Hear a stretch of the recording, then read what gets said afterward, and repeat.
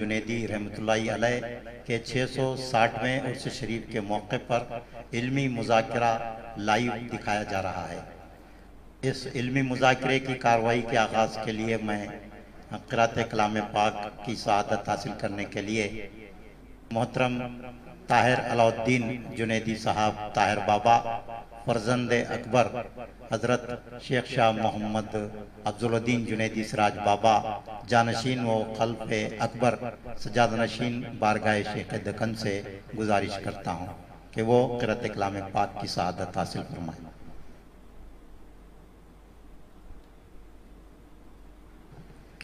السلام علیکم ورحمۃ اللہ وبرکاتہ۔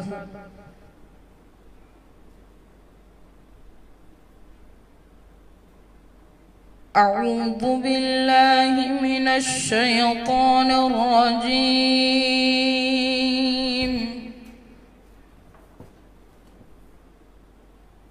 بسم اللہ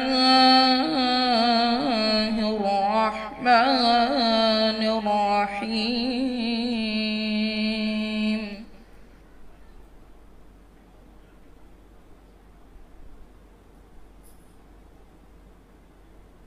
عَمَّ يَتَسَاءَلُونَ عَنِ النَّبَإِ الْعَظِيمِ،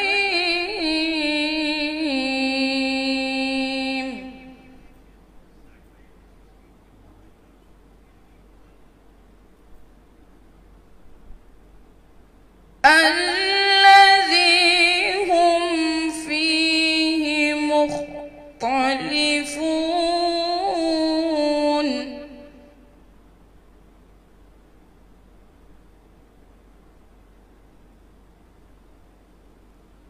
عَمَّ يَتَسَاءَلُونَ عَنِ النَّبَإِ الْعَظِيمِ، الَّذِي هُمْ فِيهِ مُخْتَلِفُونَ،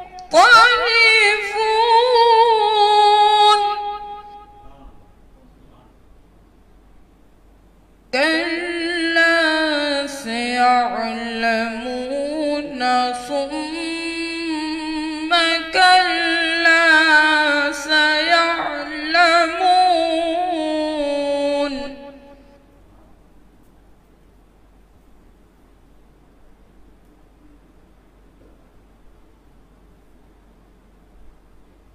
أَلَمْ نَجْعَلِ الْأَرْضَ مِهَادًا وَالْجِبَالَ أَوْتَادًا وَخَلَقْنَاكُمْ أَزْوَاجًا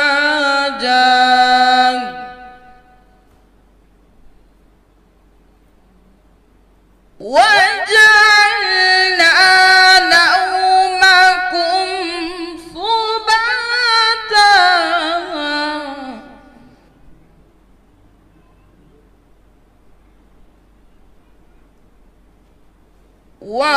وَجَعَلْنَا اللَّيْلَ لِبَاسًا وَجَعَلْنَا النَّهَارَ مَعَاشًا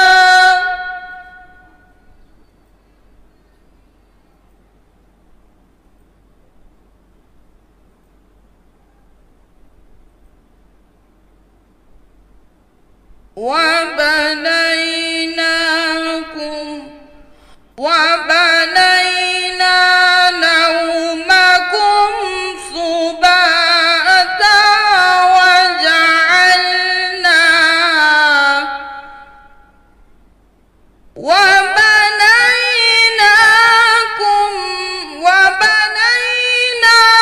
نَوْمَكُمْ سُبَاتًا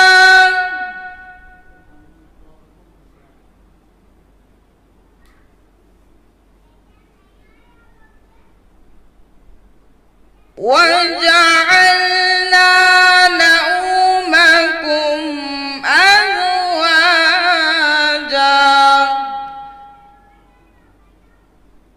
وَجَعَلْنَا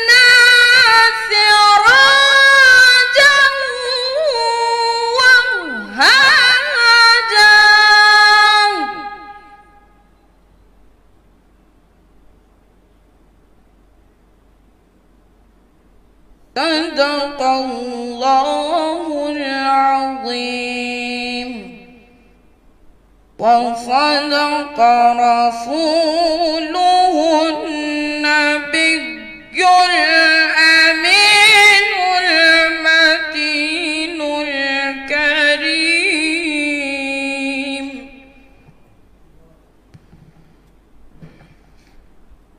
سبحان اللہ. محترم طاہر علاء الدین طاہر بابا خلف اکبر حضرت سراج بابا اپنی خوشیلان آواز میں قرأت کلام پاک کی سعادت حاصل کر رہے تھے. بارگاہ رسالت مآب صلی اللہ تعالیٰ علیہ وآلہ وسلم میں نعت شریف کا نذرانِ عقیدت پیش کریں گے جناب محمد طیب رکن الدین جنیدی. آپ حضرت سراج بابا کے قلب اصغر ہیں. میں آپ سے گزارش کرتا ہوں کہ نعت شریف سنانے کی سعادت حاصل فرمائیں.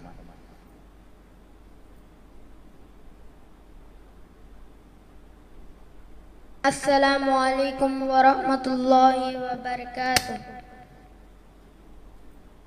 اللہ اللہ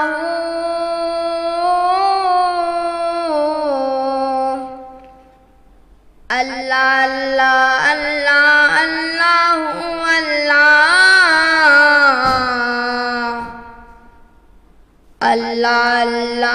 اللہ اللہ اللہ.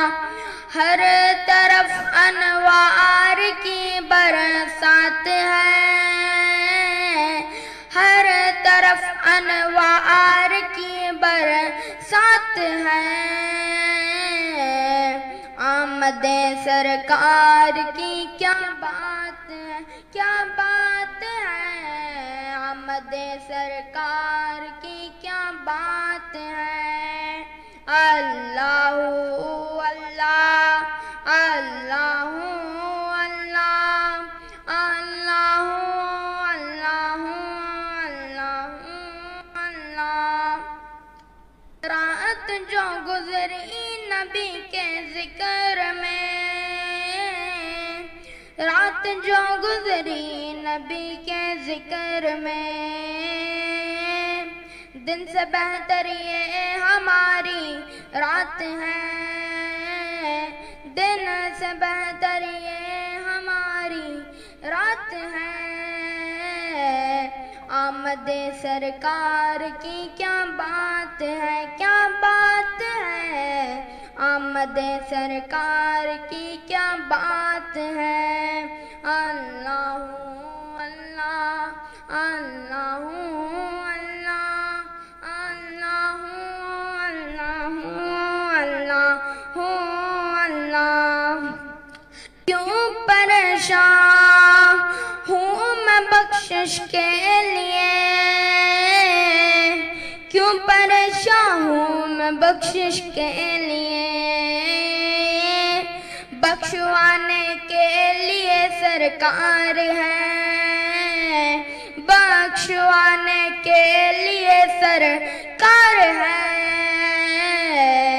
آمد سرکار کی کیا بات ہے، کیا بات ہے. آمد سرکار کی کیا بات ہے. اللہ اللہ اللہ اللہ اللہ اللہ اللہ اللہ. یوں تو گنبد ہے جہاں میں ہر جگہ، یوں تو گنبد ہے جہاں میں ہر جگہ.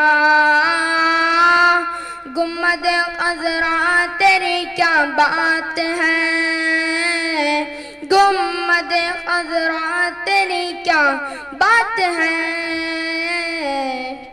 آمد سرکار کی کیا بات، کیا بات ہے. آمد سرکار کی کیا بات ہے. اللہ اللہ اللہ اللہ اللہ اللہ اللہ اللہ. ناظرین، मोहम्मद रुकनुद्दीन तैयब बाबा फर्जंद असगर हज़रत सिराज बाबा बारगाह रिसालत माब सल्लल्लाहु ताला अलैहि वसल्लम में नात शरीफ का नजरान अक़ीदत पेश कर रहे थे। हमारे दरमियान एक अजीम शख्सियत रौनक अफरोज़ है। आप तमाम हजरत से वाकिफ़ हैं, मुझे कोई तारुफ कराने की ज़रूरत नहीं है, फिर भी मैं आप हजरात के सामने ये बता देना ज़रूरी समझता हूँ कि ये जो इल्मी मुज़ाकरा मुनक़िद किया गया है उसकी सरपरस्ती फरमा रहे हैं सूफ़ी बासफ़ा हज़रत अलहाज शेख शाह मोहम्मद ताजुद्दीन जुनैदी साहब क़िबला सज्जादा नशीन बारगाह शेख दक्कन। आप इस महफिल में रौनक अफरोज़ हैं और आपके साथ ही आज के इस इल्मी मुज़ाकरे की निगरानी फरमा रहे फजीलत माब डॉक्टर अलहाज शेख शाह मोहम्मद अफजलुद्दीन जुनैदी सिराज बाबा क़ल्ब अकबर जानशीन हज़रत सज्जादा नशीन भी तशरीफ़ फरमा है। और आज के इस इल्मी मुज़ाकरे के जो अहम मुक़र्रीन हैं हमारे दरमियान वो भी मौजूद हैं। प्रोफेसर डॉक्टर मोहम्मद अब्दुल हमीद अकबर साहब सदर शोबे उर्दू ख्वाजा बंदा नवाज यूनिवर्सिटी और मौलाना हाफिज़ मोहम्मद फ़खरुद्दीन साहब खतीब व इमाम मस्जिद बारगाह। हकीकत में जो वाकिफ हैं वली अल्लाह की अज़मत से, हकीकत में जो वाकिफ हैं वली अल्लाह की अज़मत से, यकीनन मांगने वालों को मिलता है यहाँ अंजुम, यकीनन मांगने वालों को मिलता है यहाँ अंजुम, मगर मांगे अकीदत से, मिन्नत से, समाजत से, मगर मांगे अकीदत से, मिन्नत से, समाजत से। एक और एक चलता हुआ चीज देखिए खता, इस आस्ताने से, इस आस्तान से क्या कुछ नहीं मिला मुझे, इस आस्ताने से क्या कुछ नहीं मिला मुझे, मेरी बिसात से भी कुछ सिवा दिया है मुझे। इस आस्ता दूसरा सुन लीजिए, जमूज़े मारिफत खुतबे जमा हैं शैख़ दक्कन, जमूज़ मारिफत खुतबे जमा हैं शैख़ दक्कन, वली हैं वाक़िफ़े सिर्रे निहा हैं शैख़ दक्कन, वली हैं वाक़िफ़े सिर्रे निहा हैं शैख़ दक्कन। अज़ल से जारी है फैज़ान इनका है अंजुम, अज़ल से जारी है फैज़ान इनका है अंजुम, खुदा के खल्क़ पे मेहरबान हैं शैख़ दक्कन। आखिरी कथा है, नूर रब का इर्तिका शैख़ दक्कन, नूर रब का इर्तिका शैख़ दक्कन, मर्तबा है मावरा शैख़ दक्कन, नूर रब का इर्तिका शैख़ दक्कन, मर्तबा है मावरा शैख़ दक्कन। खल्क़ की खातिर तुम्हारा आस्था, खल्क़ की खातिर तुम्हारा आस्था, बन गया रहमत कदा शैख़ दक्कन, बन गया रहमत कदा शैख़ दक्कन। ये चंद खिताब के साथ मैं अपना कलाम खत्म करता हूँ। अल्लाह हाफ़िज़। जनाब डॉक्टर वहीद अंजुम साहब बारगाह रिसालत बारगाह शेख दक्कन में मनक़बत पेश करने की सआदत हासिल कर रहे थे। इल्मी मुज़ाकरे को आगे बढ़ाते हुए मैं मौलाना हाफिज़ मोहम्मद फ़खरुद्दीन साहब खतीब व इमाम मस्जिद बारगाह शेख दक्कन से ये जानना चाहूँगा कि वो हज़रत शेख दक्कन की विलादत और इब्तदाई हालात के बारे में हमारे नाज़रीन को बताएं। अस्सलामु अलैकुम व रहमतुल्लाहि व बरकातुहू। अल्हम्दुलिल्लाह, आज का ये मुक़द्दस मुतबर्रिक प्रोग्राम तक़द्दुस माब शेख शाह मोहम्मद ताजुद्दीन जुनैदी साहब क़िबला की सरपरस्ती उनके मक़ामात के सिलसिले में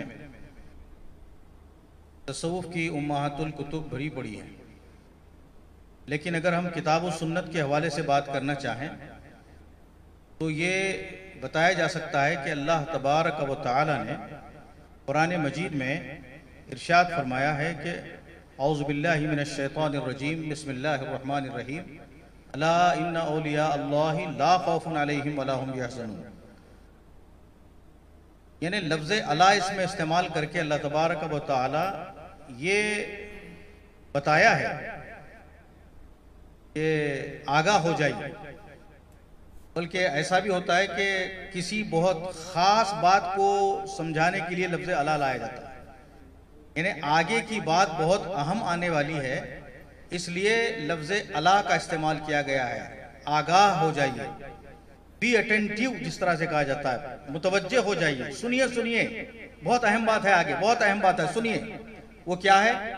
بے شک، اس میں کوئی شک کرنے کی ضرورت ہی نہیں ہے، پہلے ہی شک کو دور کر دیا اللہ تبارک و تعالیٰ نے۔ آگے اولیاء کا مقام بتا رہا ہے، اولیاء کا مرتبہ اور اس کی عظمت اس سے ظاہر ہو رہی ہے کہ اللہ کے دوستوں کو، اللہ کے مقربین کو، اللہ کے اولیاء کو نہ کسی قسم کا خوف ہوتا ہے اور نہ کسی قسم کا غم ہوتا ہے۔ تو خوف ہوتا ہے تو وہ صرف اللہ کا خوف ہوتا ہے۔ انما یخشی اللہ من عبادہ العلماء کہا گیا دوسری آیت میں کہ بے شک اللہ کا سب سے زیادہ خوف کرنے والے اگر کوئی ہیں تو وہ اہل علم ہیں۔ اب اہل علم سے کیا مراد ہے؟ صوفیہ فرماتے ہیں کہ اہل علم سے یہاں مراد بے شک علماء سے علم پھیلا ہے، لیکن دین اسلام کی جو اشاعت ہوئی ہے وہ اولیاء کرام سے ہوئی ہے۔ تو یہاں یہ بتایا جا رہا ہے کہ اہل علم سب سے زیادہ اللہ سے خوف کھاتے ہیں، کا مطلب یہی ہے کہ اولیاء اللہ کو اللہ ہی کا خوف ہوتا ہے، اس لیے ان پر کسی مخلوق کا خوف طاری نہیں ہو سکتا۔ تو جس طرح اللہ کے اولیاء پر خوف طاری ہوتا ہے اللہ کا، تو من کان للہ کان اللہ لہ، جو اللہ کا ہو جاتا ہے اللہ اسی کا ہو جاتا ہے۔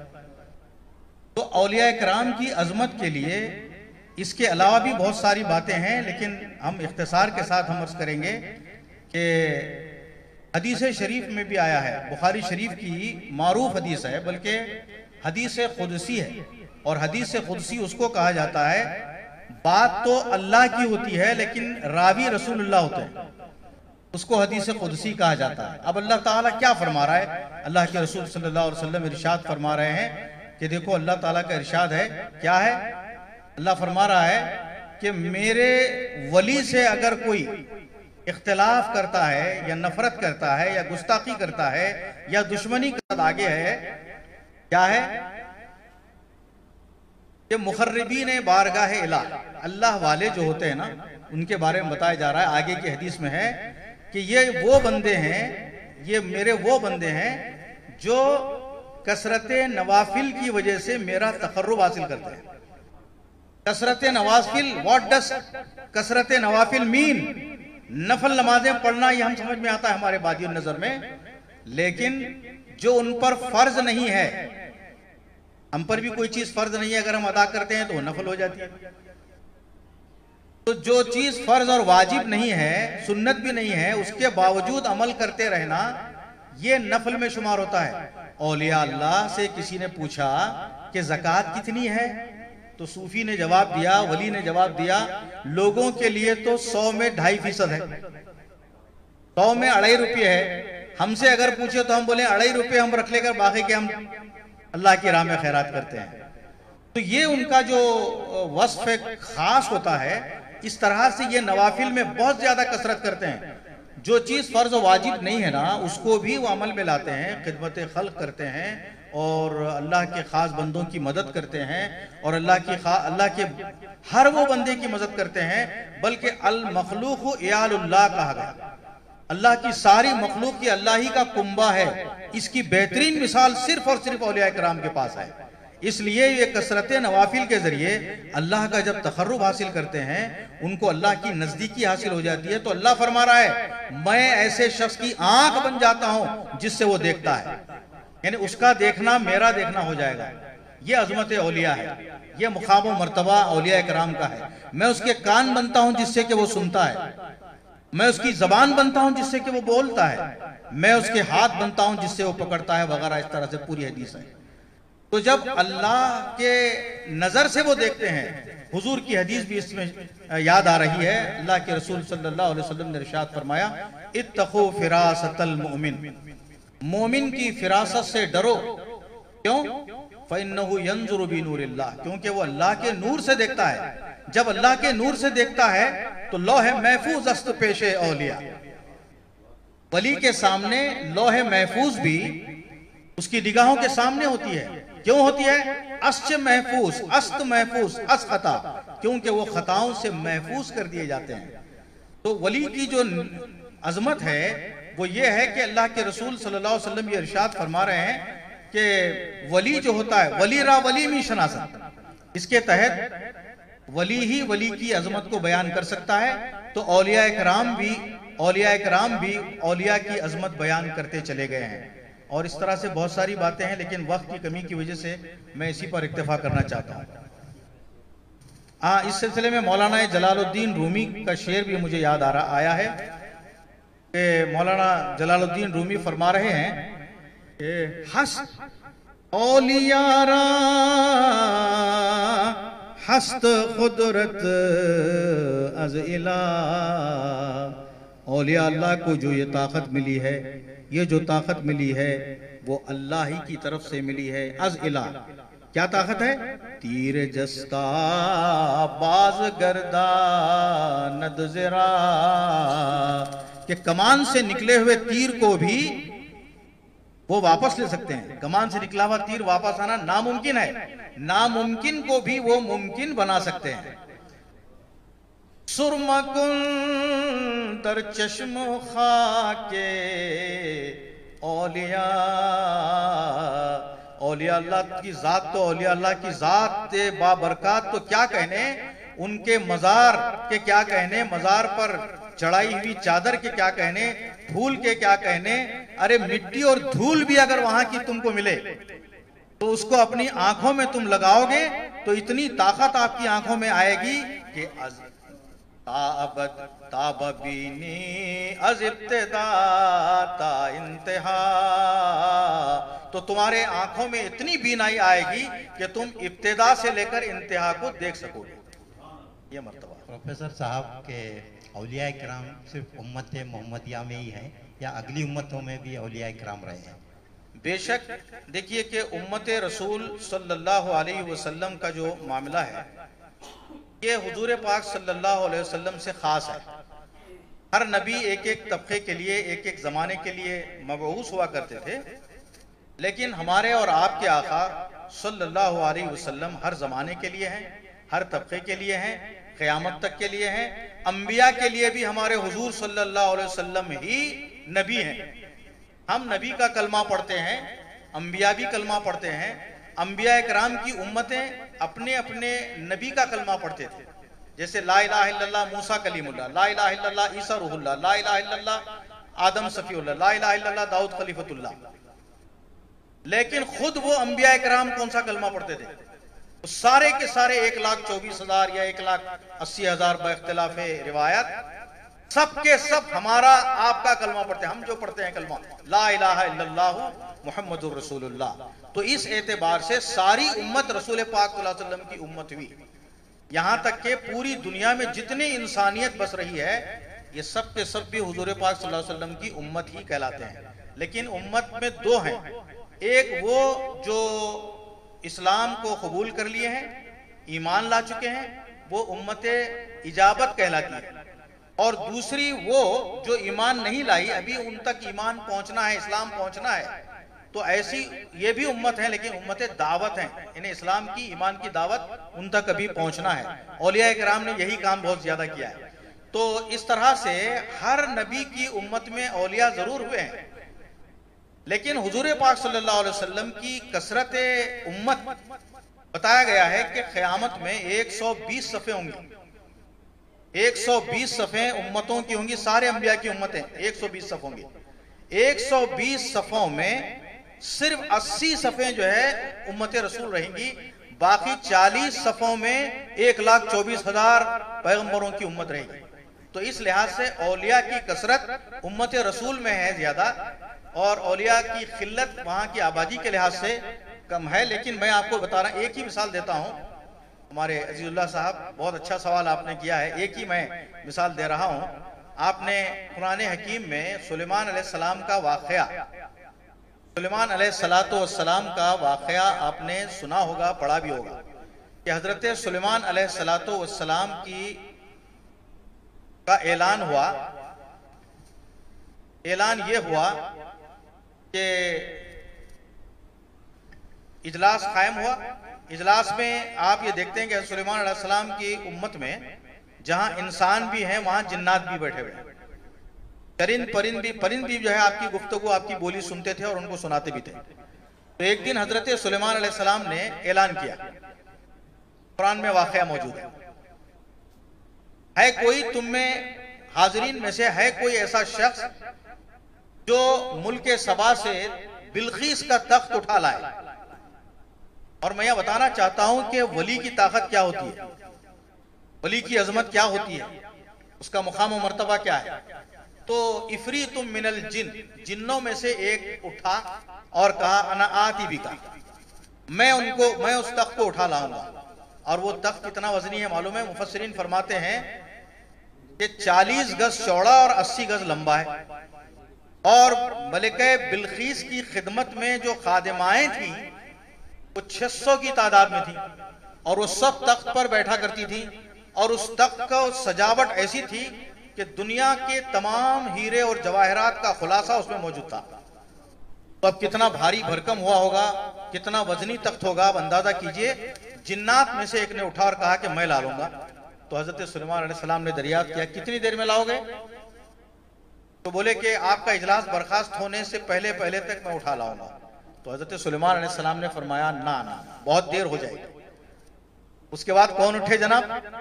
اس کے بعد انسانوں میں سے, امت سلیمان علیہ السلام میں سے ایک شخص اٹھے اور کہا کہ انا آتی بکا یا پیغمبر, اے پیغمبر علیہ السلام میں اٹھا لاؤں گا. تو پھر پوچھا وہی سوال, کتنی دیر میں اٹھا لاؤ گے؟ تو بولے کہ آپ کا اجلاس برخاست ہونا تو بہت دور کی بات ہے, میں پلک جھپکنے سے پہلے لا لوں گا. تو حضرت سلیمان علیہ السلام نے فرمایا کہ ابھی پلک جھپکنا ہی تھا کہ وہ تخت اٹھا کے لا کے رکھ دیے. مفسرین فرماتے ہیں کہ وہ کون شخص تھے؟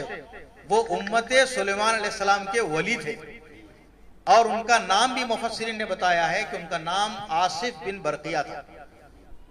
تو امت رسول کے علاوہ دیگر انبیاء میں بھی اولیاء اکرام ہوئے ہیں, جس طرح سے قرآن میں واقعہ موجود ہے.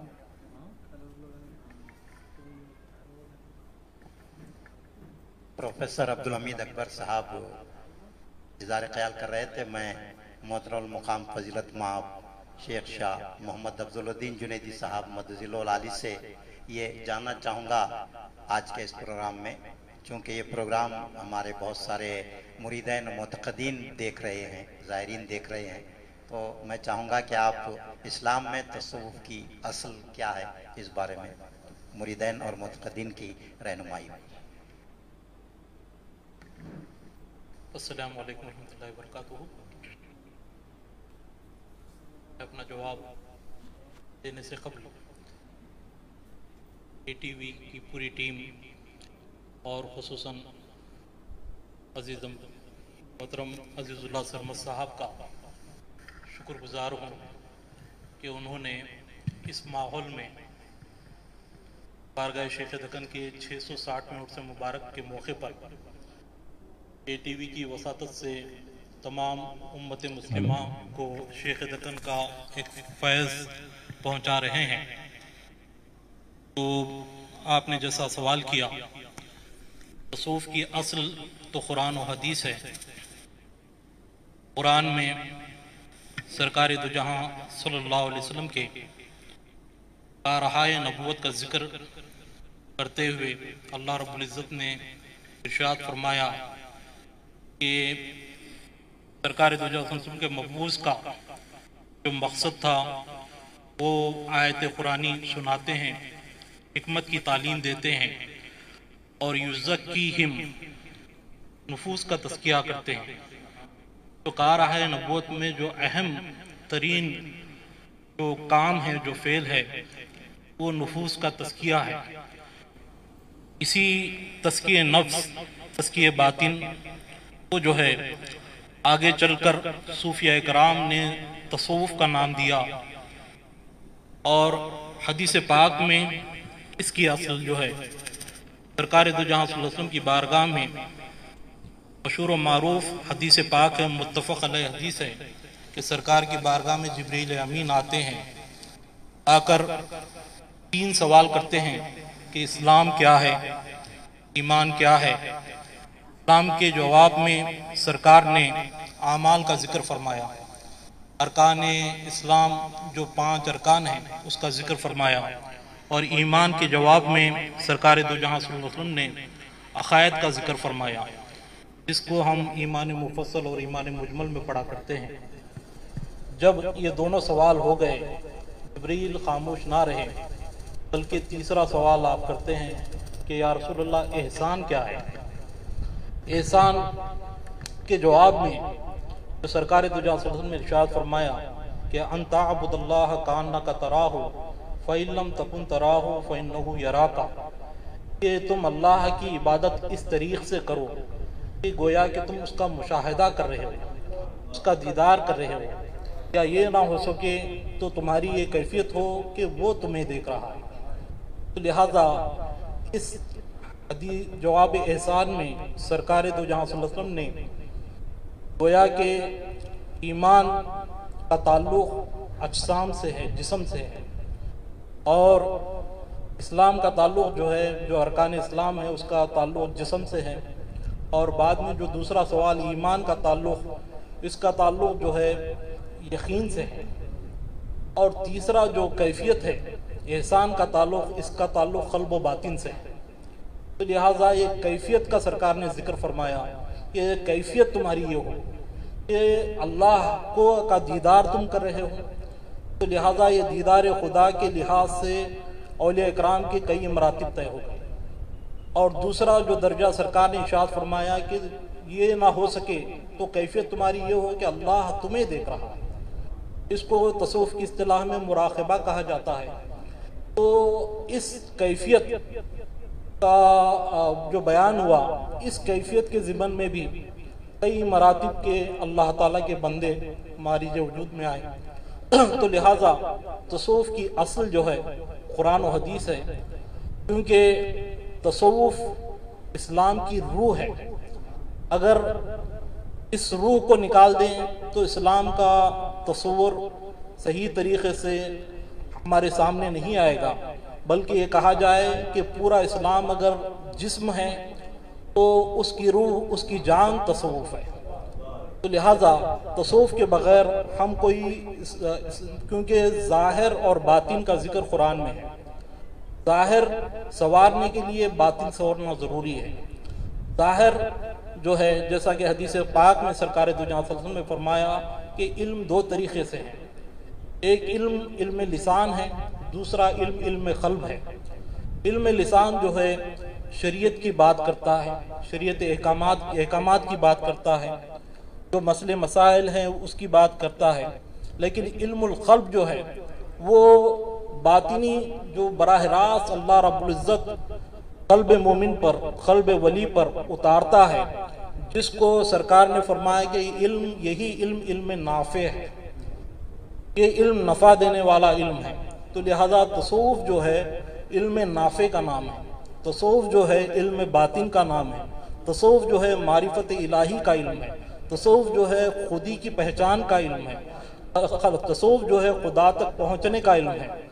اور میں کیونکہ بارگاہ شیخ دکن رحمۃ اللہ علیہ، حضرت جنید بغدادی رحمۃ اللہ علیہ سے آپ کی ذات کا تعلق ہے، تو آپ اجازت دیں تو 2-3 اقوال تصوف کی تعریف میں حضرت جنید بغدادی رحمۃ اللہ علیہ کے یہاں میں پیش کروں گا تاکہ جواب مکمل ہو جائے، کیونکہ امام الصوفیہ کا نام جنید بغدادی ہے، لسان القوم کا نام جنید بغدادی ہے۔ تو لہذا حضرت جنید بغدادی رحمۃ اللہ علیہ ارشاد فرماتے ہیں کہ تصوف ایک وصف ہے جو اللہ عز و جل کے خاص بندے میں مستقل طور پر قائم رہتا ہے۔ فرمایا کہ یہ وصف حق کے لیے تو حقیقی ہے، جبکہ بندے کے لیے عارضی ہے۔ اور آگے آپ ارشاد فرماتے ہیں کہ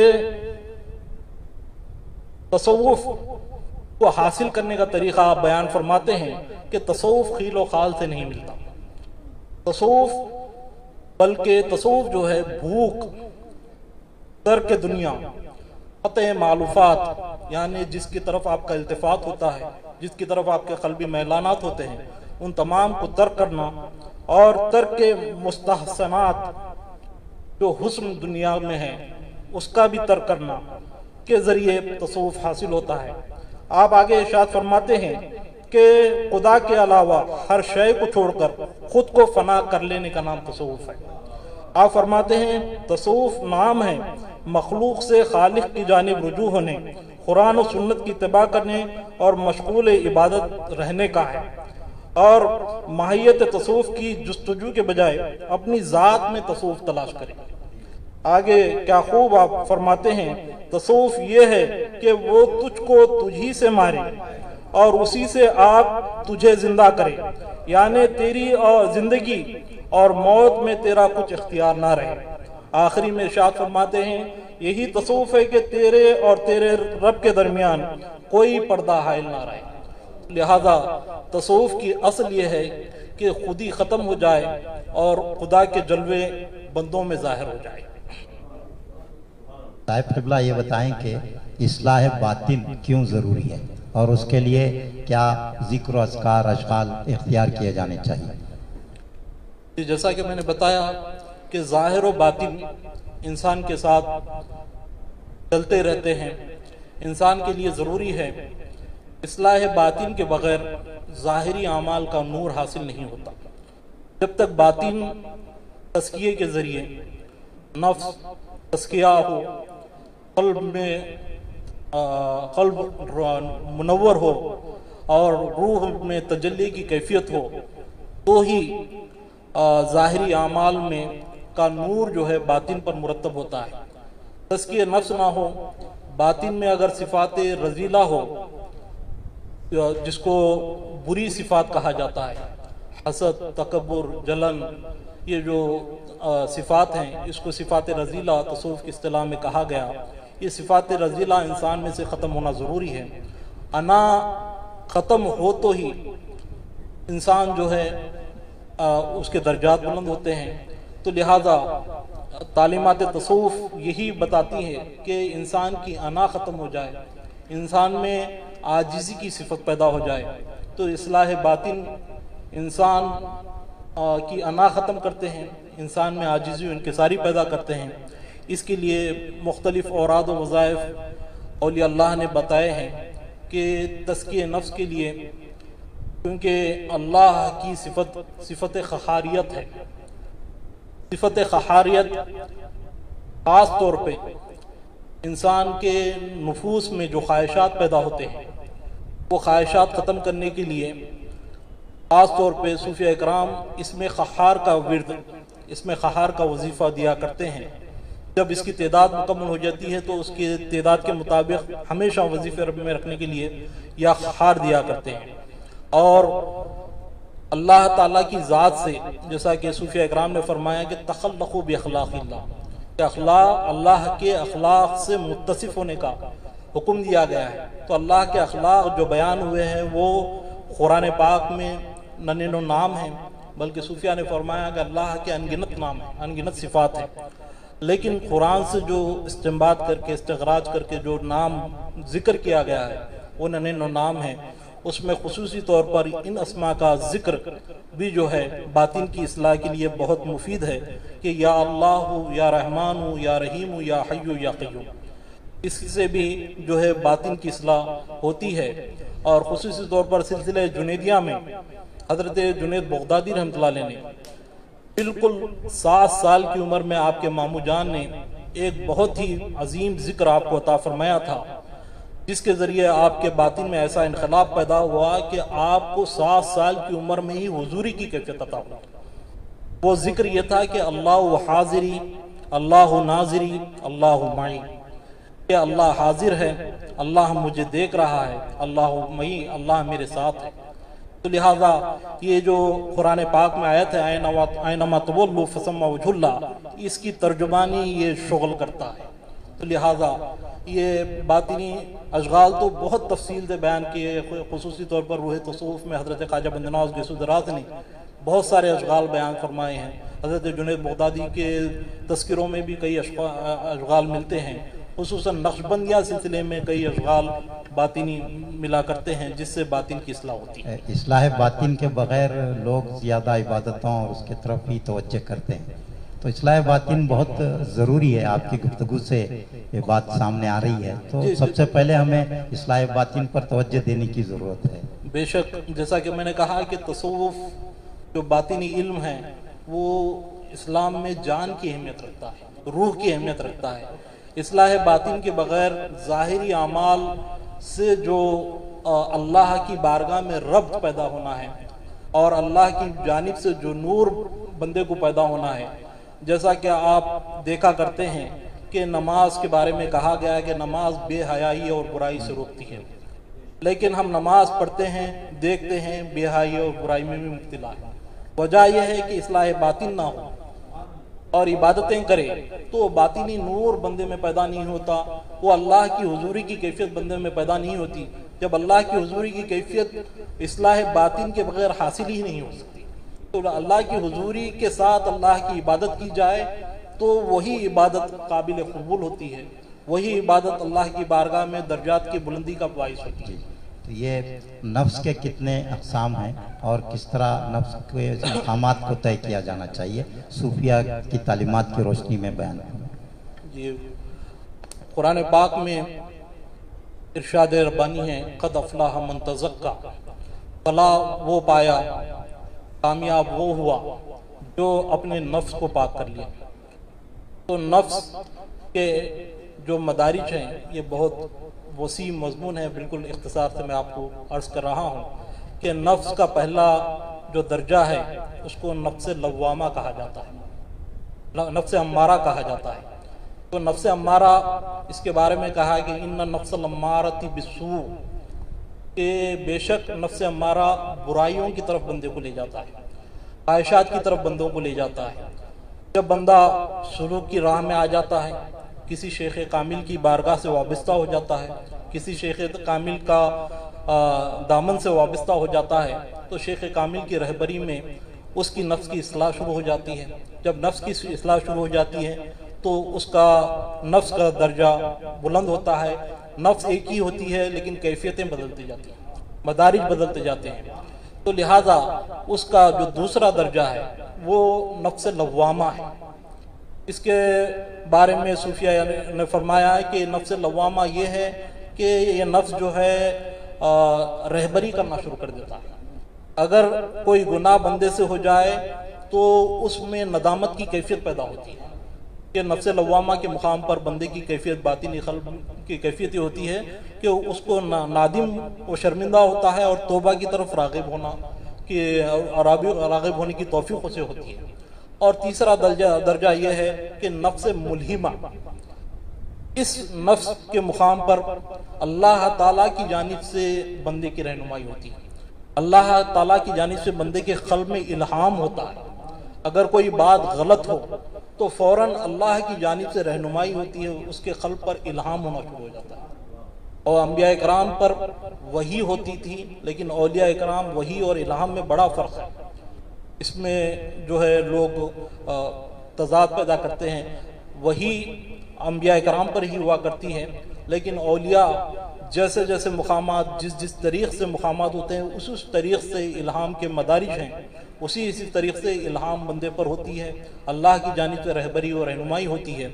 اور چوتھا درجہ جو ہے نفس کا، جب بندہ سلوک کی راہ میں گامزن ہو کر اللہ کے قرب کی منزل پا لیتا ہے تو وہ نفس مطمئنہ کے مقام پر پہنچ جاتا ہے، اطمینان والا نفس، جہاں اللہ خود مخاطب ہوتا ہے کہ یا ایھا النفس المطمئنہ ارجعی الی ربک راضیۃ مرضیہ، کہ یہ ایسا مقام ہے کہ اے نفس مطمئنہ تو میری، خواجہ مدنی نواز نے تو یہ ترجمہ فرمایا کہ میری وحدت کی جنت میں داخل ہو جا، میری وحدت کی جنت میں داخل ہو جا، میں تجھ سے راضی ہوں تو مجھ سے راضی ہے۔ تو لہٰذا اولیاء اکرام نے اور مزید نفس راضیہ بھی بیان فرمایا، نفس مرضیہ بھی بیان فرمایا، لیکن مشہور و معروف یہ چار نفوس ہیں۔ ناظرین، شیخ دکن حضرت شیخ سراج الدین جنیدی رحمۃ اللہ علیہ کی سیرت مبارکہ کی طرف ہم آتے ہیں۔ اولیاء اکرام کی بہت ساری کرامتیں مشہور ہیں، لیکن شیخ دکن کی یہ زندہ کرامت ہے کہ آپ کے ساتھ دریا چل کر گلبرگہ آیا ہے۔ میں چاہوں گا کہ مولانا حافظ محمد فخر الدین صاحب شیخ دکن کی کڑچی آمد پھر کڑچی سے گلبرگہ آمد کے حالات پر روشنی ڈالیں۔ حضرت شیخ دکن شیخ محمد سراج الدین جنیدی رحمۃ اللہ علیہ 730 ہجری میں کڑچی تشریف لائے۔ تقریباً 40 تا 45 سال آپ نے وہاں طویل عرصہ گزارا۔ اس عرصے میں آپ کے اخلاق و کردار اور کشف و کرامات، رشد و ہدایات سے متاثر ہو کر لاکھوں لوگوں نے اسلام قبول کیا، اور وہاں پر جو انسانی معاشرے کو ہر طرح سے نقصان پہنچانے والی قوتیں موجود تھیں، اس کو آپ نے اپنے تصرف روحانی کے ذریعے سے ختم فرمایا۔ 40-45 سال آپ کرسی میں قیام پذیر رہے۔ اس طویل عرصے میں روزانہ حضرت شیخ دکن وضو اور غسل کے لیے دریائے کرشنا کا پانی استعمال فرماتے تھے۔ جب سلطان علاء الدین حسن گنگو بہمنی کو آپ نے سلطنت اور اقتدار سے جب نوازا، اس پر آگے گفتگو ہوگی، تو ہر سال حضرت دادا پیر شیخ دکن رحمۃ اللہ علیہ کی خدمت میں گلبرگہ سے کڑچی شرف نیاز اور ملاقات اور خدم بوسی کے لیے حاضر ہوتے تھے۔ 11 سال وہ حاضری دیتے رہے۔ اس کے بعد ان کا وصال ہو گیا۔ ان کے بعد محمد شاہ بہمنی جو ان کے بڑے بیٹے ولی عہد تھے وہ بادشاہ ہوئے۔ وہ بھی والد گرامی کی مطابعت میں ہر سال کڑچی جایا کرتے تھے۔ تو حضرت شیخ دکن نے جب دیکھا کہ بادشاہ کی آمد سے، بادشاہ کا جہاں جہاں سے گزر ہوتا ہے، وہاں پر خلق اللہ کو بہت زیادہ مسائل کا سامنا کرنا پڑتا ہے، کاروبار متاثر ہو جاتے ہیں، کئی صعوبتیں پیدا ہو جاتی ہیں۔ حضرت شیخ دکن نے یہ ملاحظہ فرمایا تو سلطان محمد شاہ بہمنی سے آپ نے ارشاد فرمایا کہ اگر تم کو مجھ سے شرف ملاقات کا اتنا ہی اشتیاق ہے تو میں خود گلبرگہ تشریف لاتا ہوں، گلبرگہ آ جاتا ہوں۔ میرے ایک نفس کے لیے، میری ایک ذات کے لیے اتنے سارے خلق اللہ کو تکلیف پہنچے، یہ مجھے گوارا نہیں۔ اولیاء اللہ میں کیسا وصف ہے دیکھیے کہ انسان تو انسان، ہر اللہ تعالیٰ کی جتنی مخلوقات ہیں ان مخلوقات میں سے چھوٹی مخلوق کی تکلیف اور اذیت کو بھی وہ گوارا نہیں کرتے۔ تو الغرض سلطان محمد شاہ بہمنی کو آپ نے جب یہ خوشخبری سنائی تو وہ نہایت ہی خوش ہوئے، اور کڑچی سے لے کر گلبرگہ تک کے سارے مواضعات کی سند لکھ کر حضرت شیخ دکن کی خدمت میں پیش فرمایا۔ حضرت شیخ دکن نے جب اس کو ملاحظہ کیا تو قبول کرنے سے آپ نے انکار کر دیا اور کہا کہ اگر میں کڑچی سے لے کر گلبرگہ تک کے سارے مواضعات بطور جاگیر لے لوں تو تجھ میں اور مجھ میں کیا فرق رہے گا؟ مجھے فقیر اور اللہ والا کون کہے گا؟ اور اگر یہ لے لیتا ہوں تو میرے اولاد میں تمائی نفسانی پیدا ہو جائے گی، یہ مجھے ہرگز قبول نہیں ہے۔ تو آپ نے قبول نہیں کیا تو بادشاہ رنجیدہ ہوا۔ پھر دوسری سند اس نے لکھی کہ جہاں جہاں حضور کی سواری اشرف رکتی ہے، قیام پذیر ہوتے ہیں آپ، ان مواضعات کو آپ کی خدمت میں پیش کرتا ہوں۔ دوسری سند لکھی گئی، اس کو بھی آپ نے قبول نہیں فرمایا۔ پھر تیسری سند سلطان محمد شاہ نے لکھی کہ سارا علاقہ دکن حضرت شیخ دکن شیخ رکن الدین جنیدی رحمۃ اللہ علیہ کا ہے۔ حضرت شیخ دکن نے سارا علاقہ دکن مجھے عطا کر کے صرف قصبہ کڑچی اپنے تصرف میں رکھا۔ کیسی عقیدت ہے دیکھیے شاہان وقت کی۔ اس کا عقیدہ تھا محمد شاہ بہمنی کا کہ سارا علاقہ دکن، آقا کریم نے حضرت شیخ دکن کو ولایت دکن کی صورت میں سارا دکن آپ کے تفویض کر دیا۔ اسی لیے اگر یہ عرض کروں کہ حضرت شیخ دکن کی آمد دکن کے باشندوں کا روشن مستقبل کا ایک جو ہے نا ذریعہ ہے، اور دکن میں تاریخ دکن میں ایک سنہری باب کا اضافہ ہے۔ سلطان ہند خواجہ غریب نواز رحمت اللہ علیہ کی آمد پر ہندوستان بر صغیر کے عوام الناس کو جو نعمتیں اللہ نے عطا فرمائی، جو انقلاب آپ کے آنے سے پیدا ہوا سارے ہندوستان میں، جو تبدیلیاں آئیں اسلامی روحانی، ٹھیک اسی طرح کی تبدیلیاں حضرت شیخ دکن کے دکن تشریف لانے میں آئیں۔ اسلامی سلطنت کا قیام، اصلاح معاشرہ اور انسانی سوسائٹی کو ہر طرح کی آسائشیں آپ کے آنے سے ملی. آپ جب کرچی سے یہاں تشریف لائے تو اس وقت آقا کریم علیہ السلام کا ارشاد مبارک ایک حدیث پہ عرض کرتا ہوا آگے بڑھوں گا. جب اللہ تعالیٰ کسی کو اپنا ولی بناتا ہے تو جبریل امین کو یاد فرماتا ہے, جبریل امین سے فرماتا ہے کہ میں اس بندے سے محبت کرتا ہوں, تم بھی محبت کرو. تو جبریل امین محبت کرتے ہیں اور اللہ پیغام دیتا ہے کہ سارے ملائکہ آسمان میں میرے اس ولی کی محبت کا اعلان کرو. اللہ کی دوست, یہ اللہ کا محبوب ہے, مقرب ہے, دوست ہے. جبریل امین اعلان کرتے ہیں کہ سارے ملائکہ آسمان کے اس اللہ کے ولی سے محبت کرتے ہیں. پھر اللہ تعالیٰ اپنے فضل و کرم سے ان کی محبت اور مقبولیت کو ساری کائنات میں, ساری دنیا میں, ساری مخلوقات کی دلوں میں ڈال دیتا ہے. اور یہ جو فیض ہے آقا کی ذات سے اولیاء اللہ کو حاصل ہوتا ہے. جیسا کہ ستون حنانہ, آقا کریم علیہ السلام نے ستون حنانہ کو ٹیک دے کر جب خطبہ ارشاد فرمایا, ممبر بنایا گیا, ستون حنانہ ہٹایا گیا, تو رونے کی آواز صحابہ نے سنی تھی. رونے کی آواز صحابہ نے سنی تھی, جیسے انسان روتا ہے ویسی آواز. ایسے ہی حضرت دادا پیر جب 45 سال وہاں رہے تو فرقت اور جدائی میں کرشنا بھی اپنی زبان حال سے رو رو کر عرض کرنے لگی کہ حضور میں آپ کی فرقت اور جدائی کو برداشت کرنے کی طاقت نہیں رکھتی, آپ کی فرقت و جدائی مجھے گوارا نہیں, اگر آپ اجازت عنایت فرمائیں تو میں آپ کے ساتھ ساتھ چلوں. حضرت شیخ دکن نے ارشاد فرمایا کرشنا سے کہ اے دریائے کرشنا, اگر تو میرے ساتھ ساتھ چلے گی تو کئی انسانی آبادیاں غرق ہو جائیں گی, تباہ ہو جائیں گی اور ویران بن جائیں گی کئی آبادیاں. اگر تجھے میری صحبت کا ایسا ہی شوق ہے تو زمین کے اندر سے آ جا. تو سیرت نگاروں نے لکھا ہے کہ دریائے کرشنا حضرت دادا پیر شیخ دکن کی سواری جہاں جہاں سے گزری آپ کی قدم بوسی کرتی ہوئی یہاں تک پہنچی. حضرت شیخ دکن کی قدم بوسی کرتے کرتے حضرت شیخ دکن کے آستانے کے متصل وہ پہنچی. کئی انگریز اسکالرز نے یہ تحقیق کی کہ یہ آیا دریائے کرشنا کا ہی پانی ہے یا دوسرا ہے. تو سیرت نگاروں نے لکھا ہے کئی مرتبہ تحقیق کے بعد یہ بات ثابت ہوئی کہ یہ دریائے کرشنا کا ہی پانی ہے. وہاں پانی کا جو مزہ ہوتا یہاں ہوتا, پانی کا رنگ وہاں یہاں, اور جو سیپیاں وغیرہ جو برآمد ہوتی ہے اس پانی میں بھی برآمد ہوتی تھی. یہ زندہ جاوید کرامت ہے. اور میں یہ عرض کروں کہ حضرت شیخ دکن رحمت اللہ علیہ کی جو کرامتیں ہیں, بہت سارے اولیاء کی بھی کرامتیں ہیں, آپ کی جو کرامتیں ہیں الحمدللہ اس کے آثار آج بھی موجود ہیں. یہ آپ کی کرامتوں کا امتیاز ہے. یہ دکن میں جو پہلی مسلم حکومت حضرت شیخ دکن کے فیضان سے قائم ہوئی تو اس پہ بھی تھوڑا سا آپ روشنی ڈالیں. حضرت شیخ دکن رحمت اللہ علیہ کی سیرت کا سب سے روشن اور تابناک پہلو اگر کہا جائے تو دکن میں سلطنت اسلامی کا قیام اپنے تصرف روحانی سے عمل میں لانا ہے. کیوں کہ اس سلطنت کو آپ نے جب قیام عمل میں لایا اپنے تصرف روحانی سے تو اسلام کو اور مسلمانوں کو جو ترقی حاصل ہوئی اس کی مثال پیش نہیں کی جا سکتی. ایسی ترقیاں, ایسی سہولتیں, آسائشیں, علمی ماحول, روحانی ماحول اس حکومت کی وجہ سے پیدا ہوا.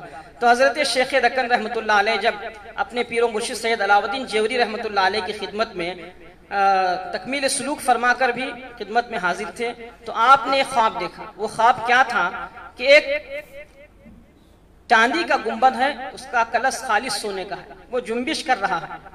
حضرت شیخ دکن جب اس کو دیکھتے ہیں تو اپنا دست ولایت بسم اللہ کہہ کر اس پر رکھ دیتے ہیں تو فوراً وہ ساکت ہو جاتا ہے. اور دوسرا خواب انہی ایام میں دیکھتے ہیں کہ آقا کریم علیہ السلام حضرت دادا پیر شیخ دکن کے خواب میں جلوگر ہوتے ہیں اور ارشاد فرماتے ہیں کہ اے شیخ محمد سراج, ہم آپ کو دکن کی ولایت عطا فرماتے ہیں, دکن جا کر اسلام پھیلائیں. جب ان دونوں خوابوں کا تذکرہ اپنے پیر و مرشد سید علاؤ الدین جیوری رحمت اللہ علیہ جو وقت کے خطب مدار اور محدث فقیہ تھے ان سے آپ نے جب عرض کیا تو آپ کی پیر و مرشد نے فرمایا کہ اے بیٹا شیخ محمد سراج الدین جنیدی, اس خواب کی تعبیر یہ ہے کہ دکن میں اسلام تمہاری ہاتھوں پھیلے گا اور تمہارے ہاتھوں دکن کا بادشاہ بھی مقرر ہوگا, تمہارے ہاتھوں سے دکن کا بادشاہ مقرر کیا جائے گا. تو سلطان علاؤ الدین حسن گنگو بہمنی یہ حضرت دادا پیر کے مرید خاص تھے اور بہت سا وقت انہوں نے آپ کی صحبت بافیض میں گزارا. آپ مختلف موقع پر ان کے بادشاہت دکن کا تاج شاہی عنایت ہونے کی جو ہے نا بشارتوں سے نوازتے رہے۔ آپ ایک دفعہ وضو فرما رہے تھے، امامہ اتار کر سلطان علاء الدین حسن گنگو بہمنی کو پکڑنے کے لیے دیا، تو انہوں نے خیال کیا کہ حضرت نے مجھے امامہ عطا کر دیا، فوراً لیا اور سر پر رکھ لیا۔ تو وضو مکمل ہونے کے بعد آپ نے مسکرایا اور فرمایا کہ اے علاء الدین حسن، اتنی جلدی اضطرابی مت کر، ان قریب تیرے سر پر دکن کا تاج شاہی رکھا جانے والا ہے۔ اور سیر گلبرگہ کی ایک روایت کے مطابق مسجد کی تعمیر کا کام چل رہا تھا، علاء الدین حسن گنگو بہمنی بھی اس میں شریک تھے تعمیری کام میں۔ دوپہر کے وقت تھک کر سو گئے تو ایک سانپ بالکل چمبل بنا کر ان کے سر پر سایہ کیے ویسا، تو حضرت دادا پیر تعمیری کام کے معائنے کے لیے تشریف لے گئے دیکھنے کے لیے، تو دیکھا کہ ایسا سانپ جو ہے نا سایہ کر رہا ہے، تو آپ نے فرمایا کہ دیکھو دکن کا ہونے والا بادشاہ کیسا سو رہا ہے۔ ایک روایت یہ بھی ہے کہ میلی کچلی ٹوپی سر پر تھی، دیکھ کر مسکرایا، فرمایا کہ دیکھو یہ میلی کچلی ٹوپی اس کے سر پر زیب نہیں دے گی، بلکہ دکن کا تاج شاہی اس کے سر پر زیب دینے والا ہے۔ ایک موقع آیا تو آپ نے سامان سلطنت بھی فراہم کیا۔ مورخین نے لکھا ہے کہ ایک دفعہ علاء الدین حسن گنگو بہمنی کو آپ نے یاد کیا اور مریدین اور متوسلین کو بلا کر فرمایا کہ قصبہ کرچی میں مقام نلگنڈا ہے، وہاں پر جاؤ اور فلاں مقام کی نشاندہی فرمائی۔ وہاں سے بہت بڑا دفینہ حاصل ہوا، اسی کی مدد سے فوج اسلحہ وغیرہ تیار کیا، اور سب سے پہلے آپ نے جو ہدایت عطا فرمائی قلعہ میرج پر حملہ کرنے کی۔ قلعہ میرج پر حملہ ہوا، کامیابی ہوئی، پھر قلعہ گلبرگہ پر حملہ ہوا، کامیابی ملی۔ اس طرح پے در پہ کئی قلعے فتح ہوئے، اور 747 ہجری میں سلطان علاء الدین حسن گنگو بہمنی نے سلطنت بہمنیہ کی داغ بیل ڈالی، اور ان کی تاج پوشی دولت آباد میں عمل میں آئی۔ اس وقت کے بڑے بڑے اولیاء اللہ موجود تھے، مولانا عین الدین گنجور علوم بھی تھے، اور شیخ برہان الدین غریب بھی تھے، اور دوسرے مشائخ کبار اس مجلس میں موجود تھے۔ لیکن آپ جو رسم تاج پوشی ہے وہ حضرت شیخ دکن سے انجام پائی۔ آپ نے اپنے دست مبارک سے تاج شاہی رکھا، ان کی کمر میں مرصع تلوار باندھی آپ نے، اور دعائے خیر فرمائی۔ دعائے خیر فرمانے کے ساتھ ساتھ آپ دیکھیں کہ شاہان وقت کو کیسی نصیحت کرتے ہیں۔ آپ نے جو نصیحت کی سب سے پہلی کہ اے سلطان علاء الدین حسن، ہمیشہ تم امر بالمعروف و نہی عن المنکر کے فریضے کو ملحوظ رکھنا، اور عدل اور انصاف کرنا، اور شریعت مطہرہ کی پابندی کرنا، اور تمہارے حدود سلطنت میں ملت اسلامیہ کو شریعت اسلامی پر گامزن ہونے کے لیے ہمیشہ نگرانی کرتے رہنا۔ تو بہت ساری اور بھی نصیحتیں کی۔ سلطان علاء الدین حسن گنگو بہمنی کی نے آپ 11 سال 2 مہینے 7 دن آپ نے حکومت کی۔ دور اقتدار آپ کا 11 سال 2 مہینے 7 دن کا ہے۔ اس کے بعد سلطان محمد شاہ بہمنی، یہ بھی حضرت دادا پیر کے مرید تھے، نہایت عقیدت اور احترام سے آپ کے بارگاہ میں حاضر ہوتے تھے۔ جب ان کی تاج پوشی کا بھی معاملہ آیا گلبرگہ میں، تو اس وقت بھی حضرت شیخ دکن کے دست ولایت سے ان کی تاج پوشی عمل میں آئی، اور آپ نے ایک مرصع تلوار کمر میں باندھی اور دعائے خیر فرمائی۔ اس طرح سلطان علاء الدین حسن گنگو بہمنی، محمد شاہ بہمنی، مجاہد شاہ بہمنی، محمود شاہ بہمنی، یہ 4 شاہان وقت کی تاج پوشی حضرت شیخ دکن کے دست مبارک سے عمل میں آئی، اور 180 سال جو یہ حکومت قائم رہی، اس کے استحکام میں، اس کے دوام میں، اور اس کے ذریعے سے کارہائے خیر انجام پانے میں اگر کوئی قوت، روحانی قوت کار فرما ہے تو حضرت شیخ دکن کی روحانی قوت کار فرما ہے۔ تو یہاں پر سلطان علاء الدین حسن گنگو بہمنی جب آپ تشریف لائے محمد شاہ بہمنی کے دور میں، تو مجاہد شاہ بہمنی کا دور حکومت 2 سالہ رہا۔ اس کے بعد سلطان محمود شاہ بہمنی کے دور حکومت میں آپ کے وصال کا واقعہ انشاءاللہ تعالی آئندہ اس کو پیش کروں گا۔ ڈاکٹر عبدالحمید اکبر صاحب سے ہم یہ جاننا چاہیں گے کہ گلبرگہ میں حضرت شیخ سراج الدین جنیدی رحمۃ اللہ علیہ کے حوالے سے آپ کا شمار دکن پہلے آنے والے اولیاء کرام میں ہوتا ہے، اول السابقون میں آپ کا شمار ہوتا ہے، تو آپ کے بعد اولیاء کرام کا ایک سلسلہ یہاں آمد کا چل پڑا، تو حضرت شیخ دکن کے حوالے سے اور صوفیاء کرام کی गुलबर्गा आमद के बाद क्या हालात में तब्दीली आई, समाजी तब्दीली है और कौन कौन सी इल्मी खिदमात हैं, तो इस पे आप मुख्तसर रोशनी फरमाएं। अल्हम्दुलिल्लाह, हुजूर सज्जाद नशीन बारगाह शेख दक्कन सूफी दौरा की जलवा फरमाई है और इनका फैज़ान और इनकी शफ़क़त हमारे साथ शामिल हाल हमेशा है। बेशक हज़रत शेख दक्कन अलैहि रहमत व रिज़वान की तशरीफ़ आवरी साबिक़ून अल अव्वलून औलिया किराम में है, लेकिन इनसे पहले भी कुछ औलिया ज़रूर यहाँ तशरीफ़ लाए हैं। हज़रत शेख दक्कन अलैहि रहमा जो तशरीफ़ लाए, एक रिवायत ऐसी भी मिलती है, जैसा मैंने पहले अर्ज़ किया कि औलिया की जो निगाह होती है, निगाह वली में जो तासीर देखी, बदलती हज़ारों की तकदीर देखी। तो जब तशरीफ़ लाए तो क्यों तशरीफ़ लाए, और बहुत सारे वाक़यात तो हाफिज़ साहब ने बहुत अच्छे अंदाज में बयान किया है, लेकिन अब जिस जगह हज़रत आराम फरमा है, इस जगह का इंतखाब क्यों किया? तो एक रिवायत ऐसी भी मिलती है कि ये जगह पाक व साफ नजर नहीं आती थी, झाड़ और मुख्तलिफ किस्म के, बल्कि चप्पल सेंड जिसे कहते हैं उससे भरा हुआ इलाका था, और कोई मुसत्तह जगह जिसे कहते हैं ना वो नजर नहीं आती थी। लेकिन आपने इसका इंतखाब फरमाया।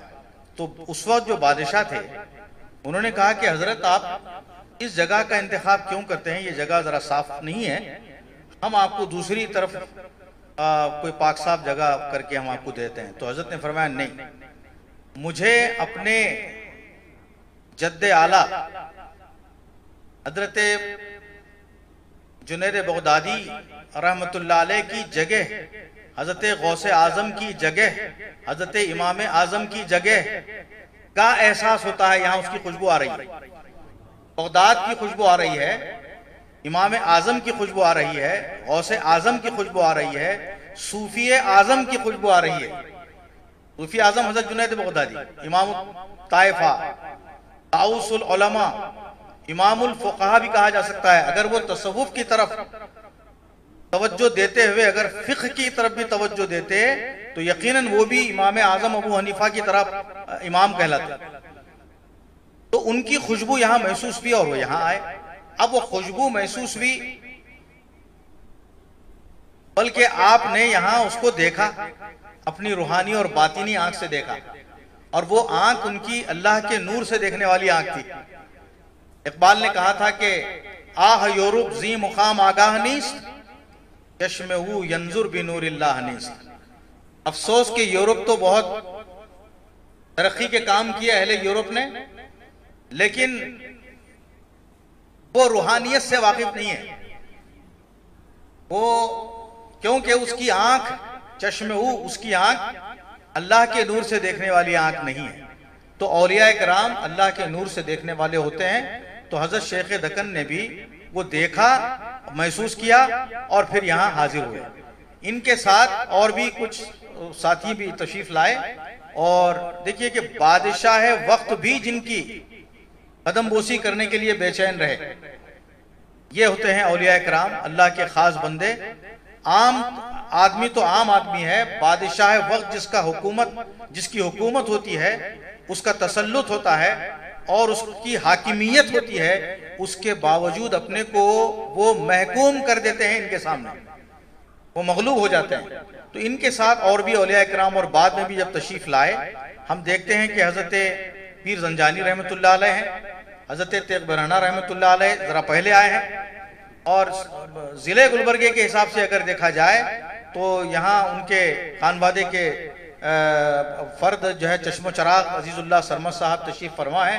इनके जद्दे आला हजरत सूफी सरमद रहमतुल्लाह अलैह, सूफी सरमस्त रहमतुल्लाह अलैह, जो फारूखीउन नसब है, तो वो भी तशरीफ लाए। उनकी भी एक बड़ी दास्तान है, बड़ी, वो इसका वक्त नहीं है कि उस पर हम मजीद तफसील से रोशनी डालें। लेकिन वो जब आए तो उनके साथ एक पूरी फौज थी। करबला सानी उन्होंने बना दिया यहाँ पर। करबला सानी कहलाता है उनका वो इलाका जो कब्रिस्तान का इलाका है। اور ان کے ساتھ ساتھ حضور بندہ نواز بعد میں بھی تشریف لائے، سیدنا خواجہ بندہ نواز گیسو دراز رحمت اللہ علیہ کی تشریف آوری بھی علم کے ساتھ، تصوف کے ساتھ ساتھ، روحانیت کے ساتھ ساتھ علم و ہنر، علم کی کیفیات بھی ان کے ساتھ چلی آئیں، اور ایسی علمی اور روحانی شخصیت جو اس وقت پورے دکن میں وہ مجدد روحانیات کہلاتے تھے، اس کی مجدد روحانیات کو بھی یہاں حاضری ہونے کا شرف حاصل ہوا، وہ یہاں تشریف لائے، شیخ دکن کی بارگاہ میں تشریف لائے اور زیارت کرتے تھے۔ بہرحال اس طرح سے حضرت خواجہ بندہ نواز گیسو دراز نے بھی جب تشریف لائے تو دیگر اولیاء کرام کی طرح وہ سماجی تبدیلیاں جو ہوتی رہیں، ان کے زمانے میں بھی سماجی تبدیلیاں اس طور پر ہوئی کہ حضرت بندہ نواز رحمت اللہ علیہ کے جو مریدین تھے ان میں سے بعض حکومت میں بھی دخیل تھے، حکومت میں بھی جو ہے کوئی کام ان کو دیا گیا تھا، وزراء کی حیثیت ان کو حاصل تھی، تو انہیں آپ نصیحت فرماتے تھے۔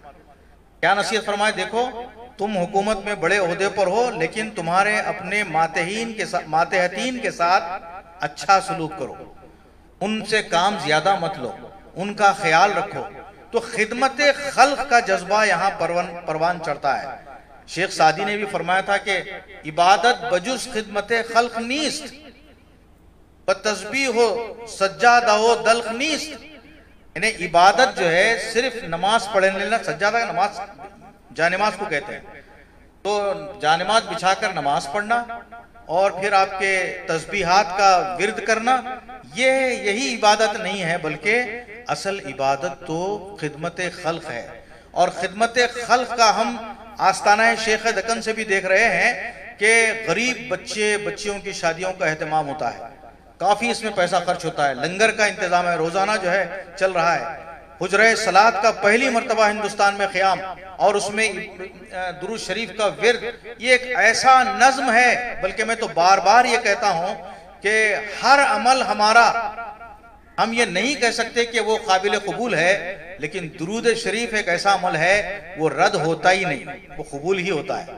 تو قبولیت ہی قبولیت، بلکہ اپنی دعاؤں کو بھی قبولیت کا درجہ دینے کے لیے آگے پیچھے درود پڑھا جاتا ہے، اس کا انتظام ہمارے سجاد نشین بارگاہ شیخ دکن اور جانشین سجاد نشین ڈاکٹر سراج بابا صاحب نے اور دیگر ان کے معاونین اور آوان و انصار نے بڑا اہتمام کیا ہے۔ یہ بھی ایک طرح کی اشاعت اسلام کے ساتھ ساتھ یہ دیگر خدمات، بلکہ سماج میں رہنے بسنے والے لوگوں کے لیے اذن عام ہے، صلاح عام ہے کہ آؤ آپ بھی شریک ہو جاؤ، اور جنتی بننے کا جو ہے یہاں آپ یقیناً جنتی ہو جائیں گے، کیونکہ دیکھیے ایک حدیث شریف کا مفہوم ہے، خبر المؤمنی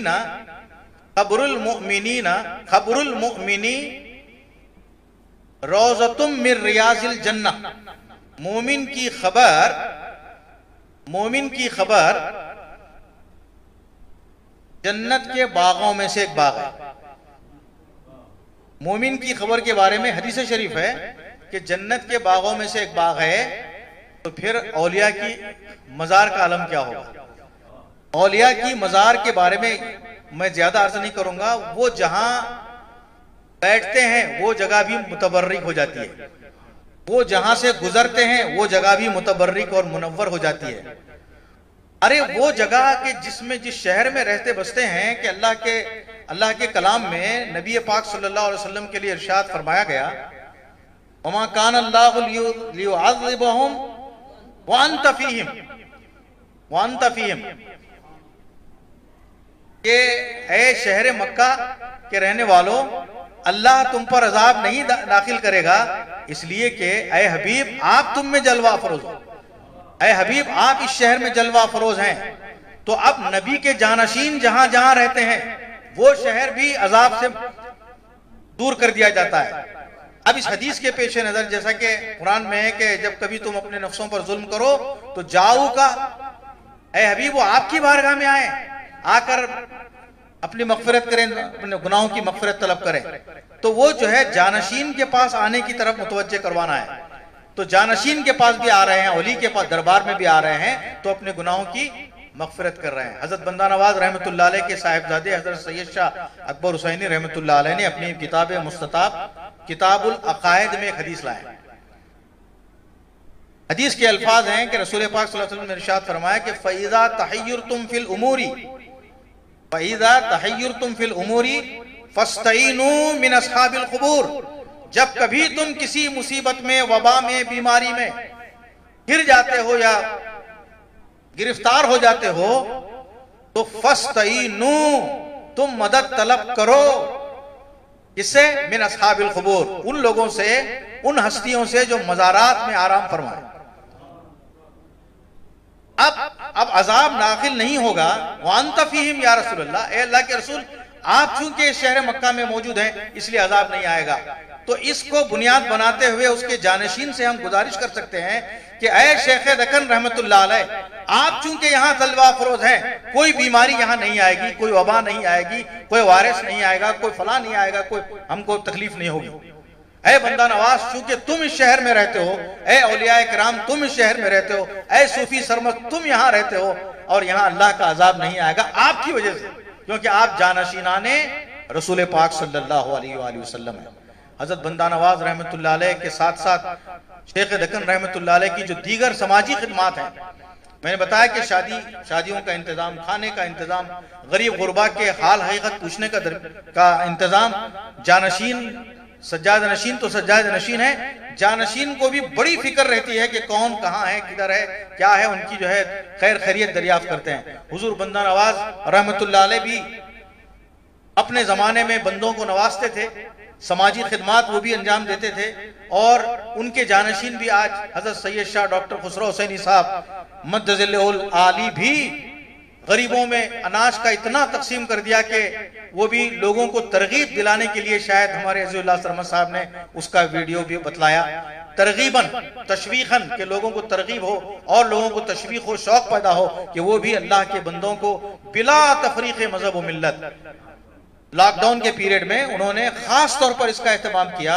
اور کوئی ذات پات کا لحاظ نہیں رکھا، بلکہ محلے میں اور جگہ پر جو بستے ہیں، چاہے مسلم ہو، چاہے ہندو بھائی ہوں، چاہے کوئی ہو، ان کے گھروں تک بھی جو ہے پہنچانے کا کام کیا۔ تو یہ جو تبدیلی ہے، حالات جیسے تبدیل ہوتے جاتے ہیں، ان تبدیلیوں کے تقاضوں کو پورا کرنے کا کام آستانوں سے ہوتا رہتا ہے۔ تو میں سمجھتا ہوں کہ حضور سجاد نشین بارگاہ شیخ دکن کی جو یہاں رونق افروزی ہے وہ بڑی کام کر رہی ہے۔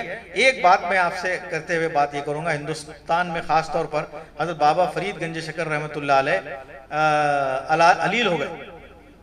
جب علیل ہو گئے تو مریدین تو کافی ہوتے تھے، خلفاء بھی ہوتے تھے، تو تشویش ہوئی کہ ہم اتنے ڈاکٹروں کو، اتنے اطباؤں کو بتا رہے ہیں، لیکن آپ کی طبیعت میں افاقہ نہیں ہو رہا ہے حضور، ہم بہت بے چین ہیں، ذرا ہم کیا کرنا آپ ہی بتائیے۔ اب وہ اللہ کے نور سے دیکھنے والے تھے، وہ اللہ کے نور سے سننے والے تھے، وہ اللہ کے نور سے بولنے والے تھے، وہ انہوں نے ارشاد فرمایا کہ دیکھیے میرا علاج کے لیے تو کوشش کر رہے ہیں آپ، لیکن جہاں میرا علاج ہے وہ کام نہیں کر رہے ہیں۔ تو سارے لوگوں نے کہا حضور بتائیے کیا کر سکتے ہیں ہم؟ تو بولے دلی میں جتنے بزرگان دین ہیں ان کی صرف زیارت کر کے آؤ۔ تو جیسا جیسا زیارت کرتے تھے ویسا ویسا ان کی صحت میں افاقہ ہوتا تھا۔ تو اولیاء کرام کے آستانے بیماروں کو شفا بخشنے والے بھی ہوتے ہیں۔ میں محترم طاہر علاء الدین صاحب، طاہر بابا فرزند جانشین سے گزارش کرتا ہوں کہ وہ نعت شریف پیش کرنے کی سعادت حاصل۔ السلام علیکم ورحمۃ اللہ وبرکاتہ۔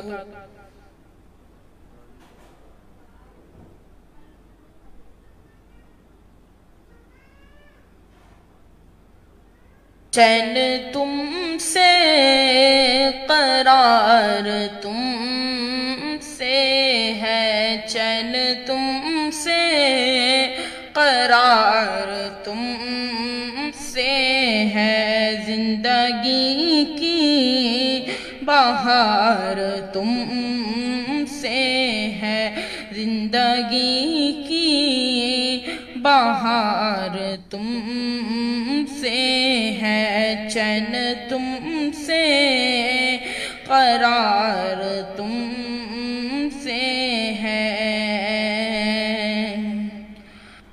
کیا کروں لے کے ساری دنیا کو کیا کروں لے کہ ساری دنیا کو، کیا کروں لے کہ ساری دنیا کو میرے دل کا قرار تم سے ہے، میرے دل کا قرار تم سے ہے، چین تم سے قرار تم سے ہے، زندگی کی بہار تم سے ہے، لاج رکھنا کہ میں تمہارا ہوں، لاج رکھنا کہ میں تمہارا ہوں، میری جیت اور ہار تم سے ہے، میری جیت اور ہار تم سے ہے، چین تم سے قرار تم سے ہے، چین تم سے قرار تم سے ہے، زندگی کی بہار تم سے ہے، یوں تو دنیا میں ہے ہزاروں ہنسی، یوں تو دنیا میں ہے ہزاروں ہنسی، یوں تو دنیا میں ہے ہزاروں ہنسی، کیا کروں مجھ کو پیار تم سے ہے، کیا کروں مجھ کو پیار تم سے ہے، چین تم سے قرار تم سے ہے، زندگی کی بہار تم سے ہے۔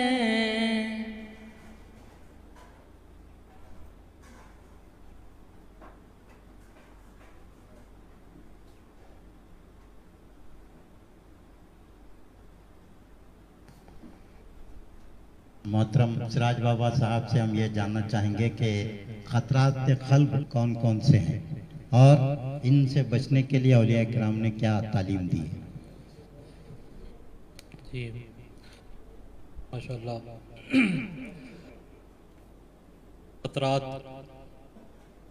جو ہے یہ بالکل قلب کے کیفیات میں سے پہلی کیفیت اسے کہا جا سکتا ہے۔ خطرات خطرے کی جمع ہے، خطرہ خیالات کو بھی کہا جاتا ہے جو انسان کے ذہن سے گزرتے رہتے ہیں۔ اگر کوئی خطرہ انسان کے ذہن میں ٹھہر جائے تو آگے اس کے مدارج بڑھتے جاتے ہیں، وہ سوچ فکر عمل میں آ جاتی ہے۔ لہذا خطرات قلب کے بارے میں میں یہاں پر امام الصوفیہ سید الطائفہ حضرت جنید بغدادی رحمۃ اللہ علیہ کا ہی قول بیان کروں گا کہ آپ نے خطرات قلب 4 بیان فرمائے ہیں۔ پہلا خطرہ خطرہ حق آپ نے بیان فرمایا، دوسرا خطرہ خطرہ ملائکہ، اور تیسرا خطرہ نفس، اور چوتھا خطرہ ابلیس یا خطرہ شیطان آپ نے بیان فرمایا۔ خطرہ حق جو ہے یہ انسان کو معرفت خداوندی عطا فرماتا ہے، اور خطرہ ملائکہ یعنی خیالات ملائکہ کی طریق سے آئیں تو انسان کو جو ہے عبادتوں کی رغبت بندے میں پیدا ہوتی ہے،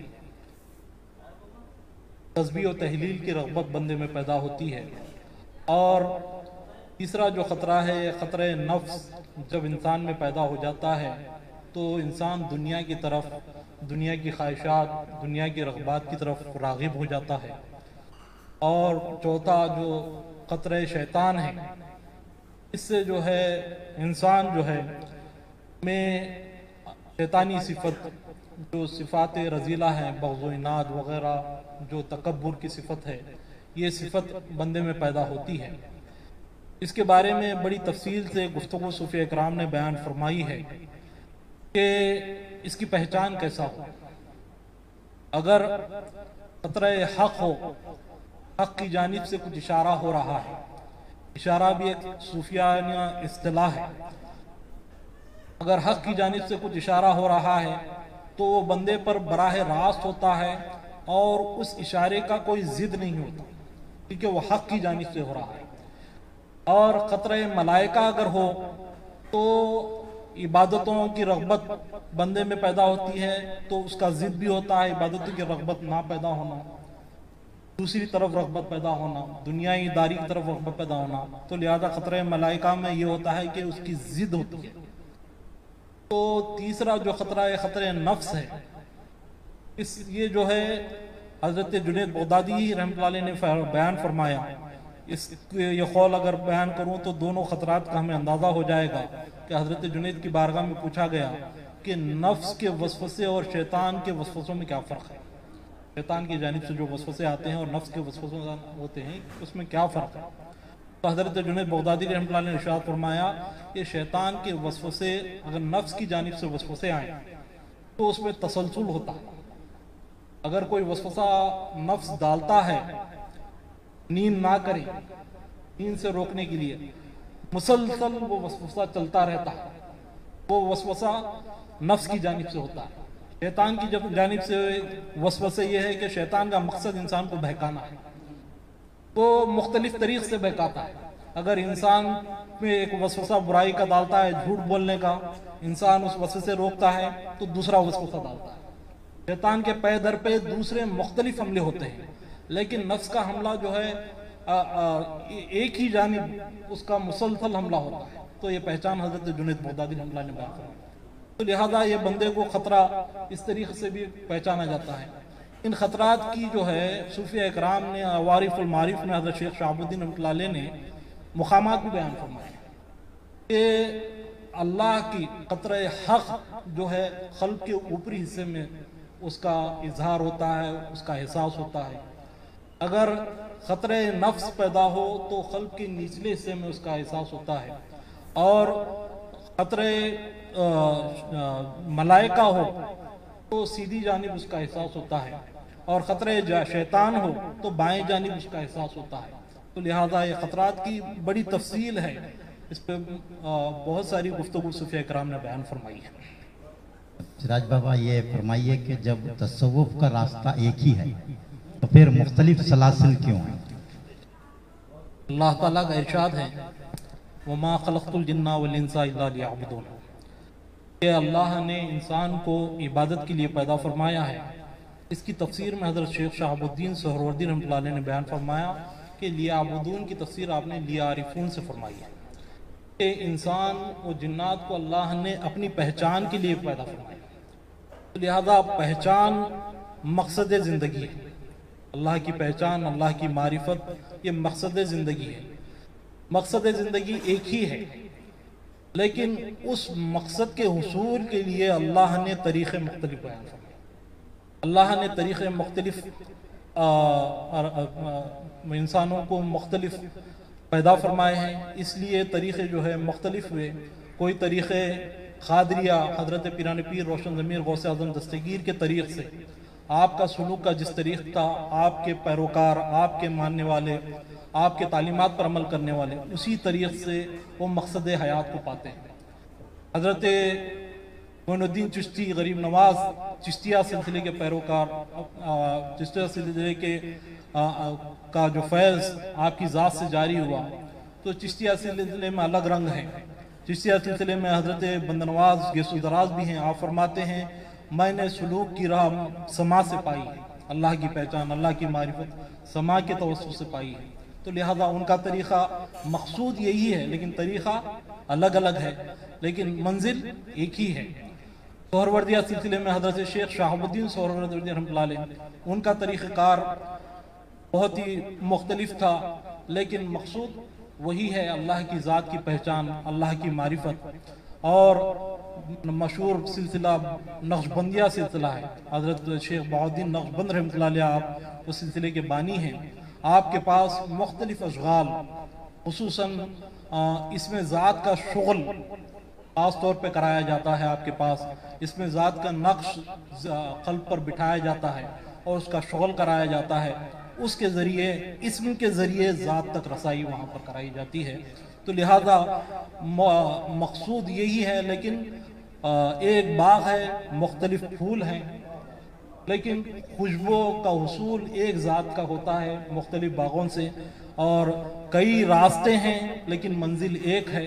تو لہذا اللہ جس کو جس راستے سے پہنچانا چاہے، اس راستے کی ترغیب، اس راستے کا توفیق اس کے دل میں ڈال دی جاتی ہے، وہ راستے کے ذریعے مقصود حقیقی تک وہ پہنچ جاتا ہے۔ شیخ دکن رحمۃ اللہ علیہ کا سلسلہ، جیسا کہ آپ نے حافظ صاحب سے سماعت کیا کہ حضرت سید طائفہ رئیس القوم حضرت خواجہ جنید بغدادی رحمۃ اللہ علیہ سے ہے۔ جنید بغدادی رحمۃ اللہ علیہ کی ایسی ذات ہے کہ آپ دنیا کے مختلف سلاسل کو اٹھا کر دیکھیں، سلاسل کے شجرے اٹھا کر دیکھیں، حضرت جنید بغدادی کے اسم مبارک کے بغیر وہ شجرہ تکمیل کو نہیں پہنچتا، کیونکہ حضرت جنید بغدادی رحمۃ اللہ علیہ بالکل 30ویں صدی ہجری کے بزرگ ہیں، اور حضرت جنید بغدادی رحمۃ اللہ علیہ کا فیض ہر سلاسل میں جاری و ساری ہے، یہاں تک کہ پیران پیر روشن ضمیر غوث اعظم دستگیر کے 5ویں جد، طریقت کے 5ویں جد ہے، 5ویں پشت میں حضرت جنید بغدادی سے آپ کا تعلق ہوتا ہے۔ تو لہذا پیران پیر سید الاولیاء ہیں، سردار اولیاء ہیں، جب آپ ہی طریقت کا اصول حضرت جنید بغدادی سے حاصل کرتے ہیں تو دوسرے تمام سلاسل بھی آپ کی ذات سے حاصل کرتے ہیں۔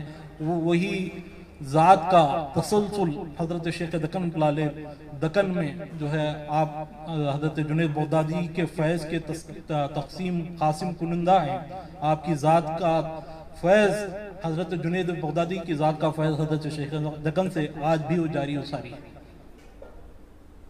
مولانا حافظ محمد فخر الدین صاحب ہمارے ناظرین کو یہ بتائیں کہ حضرت شیخ دکن کے معمولات کیا تھے اور آپ کا وصال مبارک کس طرح ہوا اور عرس شریف کو کن تواریخ میں منایا جاتا ہے؟ حضرت شیخ دکن رحمۃ اللہ علیہ کے معمولات کے بارے میں سیرت نگاروں نے لکھا ہے کہ آپ روزانہ 3 بجے شب بیدار ہو جاتے تھے، تازہ غسل اور وضو فرماتے، اذان فجر تک ذکر میں مشغول رہتے، پھر فجر ادا کرتے، اشراق و چاشت کے درمیان مراقبہ فرماتے، اشراق اور چاشت ادا کر کے حجرہ مبارکہ سے باہر تشریف لاتے۔ آپ کا فیض اس طرح روز تقسیم ہوتا کہ آپ جب حجرے سے باہر تشریف لاتے تو روز کا یہ معمول تھا زندگی بھر کا آپ کہ 11 رنجن پانی سے لبریز خدام رکھ چھوڑتے تھے۔ حضرت شیخ دکن جب حجرہ مبارکہ سے باہر تشریف لاتے تو پہلی نظر جلالی جو ہوتی تھی ان مٹکوں پر پڑتی تھی، تو وہ سارے مٹکوں کا پانی کھولنے لگتا تھا، ٹوٹ پھوٹ جاتے تھے، اور داہنی جانب ہر قسم کے ایسے امراض میں مبتلا افراد جن کا علاج کرنے سے اطباء، حکماء، عامل حضرات عاجز آ چکے ہوں، ان کا علاج ممکن نہیں، ایسے لا علاج بیمار نگاہ کرم کے منتظر رہتے تھے۔ صرف ایک نگاہ کرم سے ان کو صحت و شفا حاصل ہوتی۔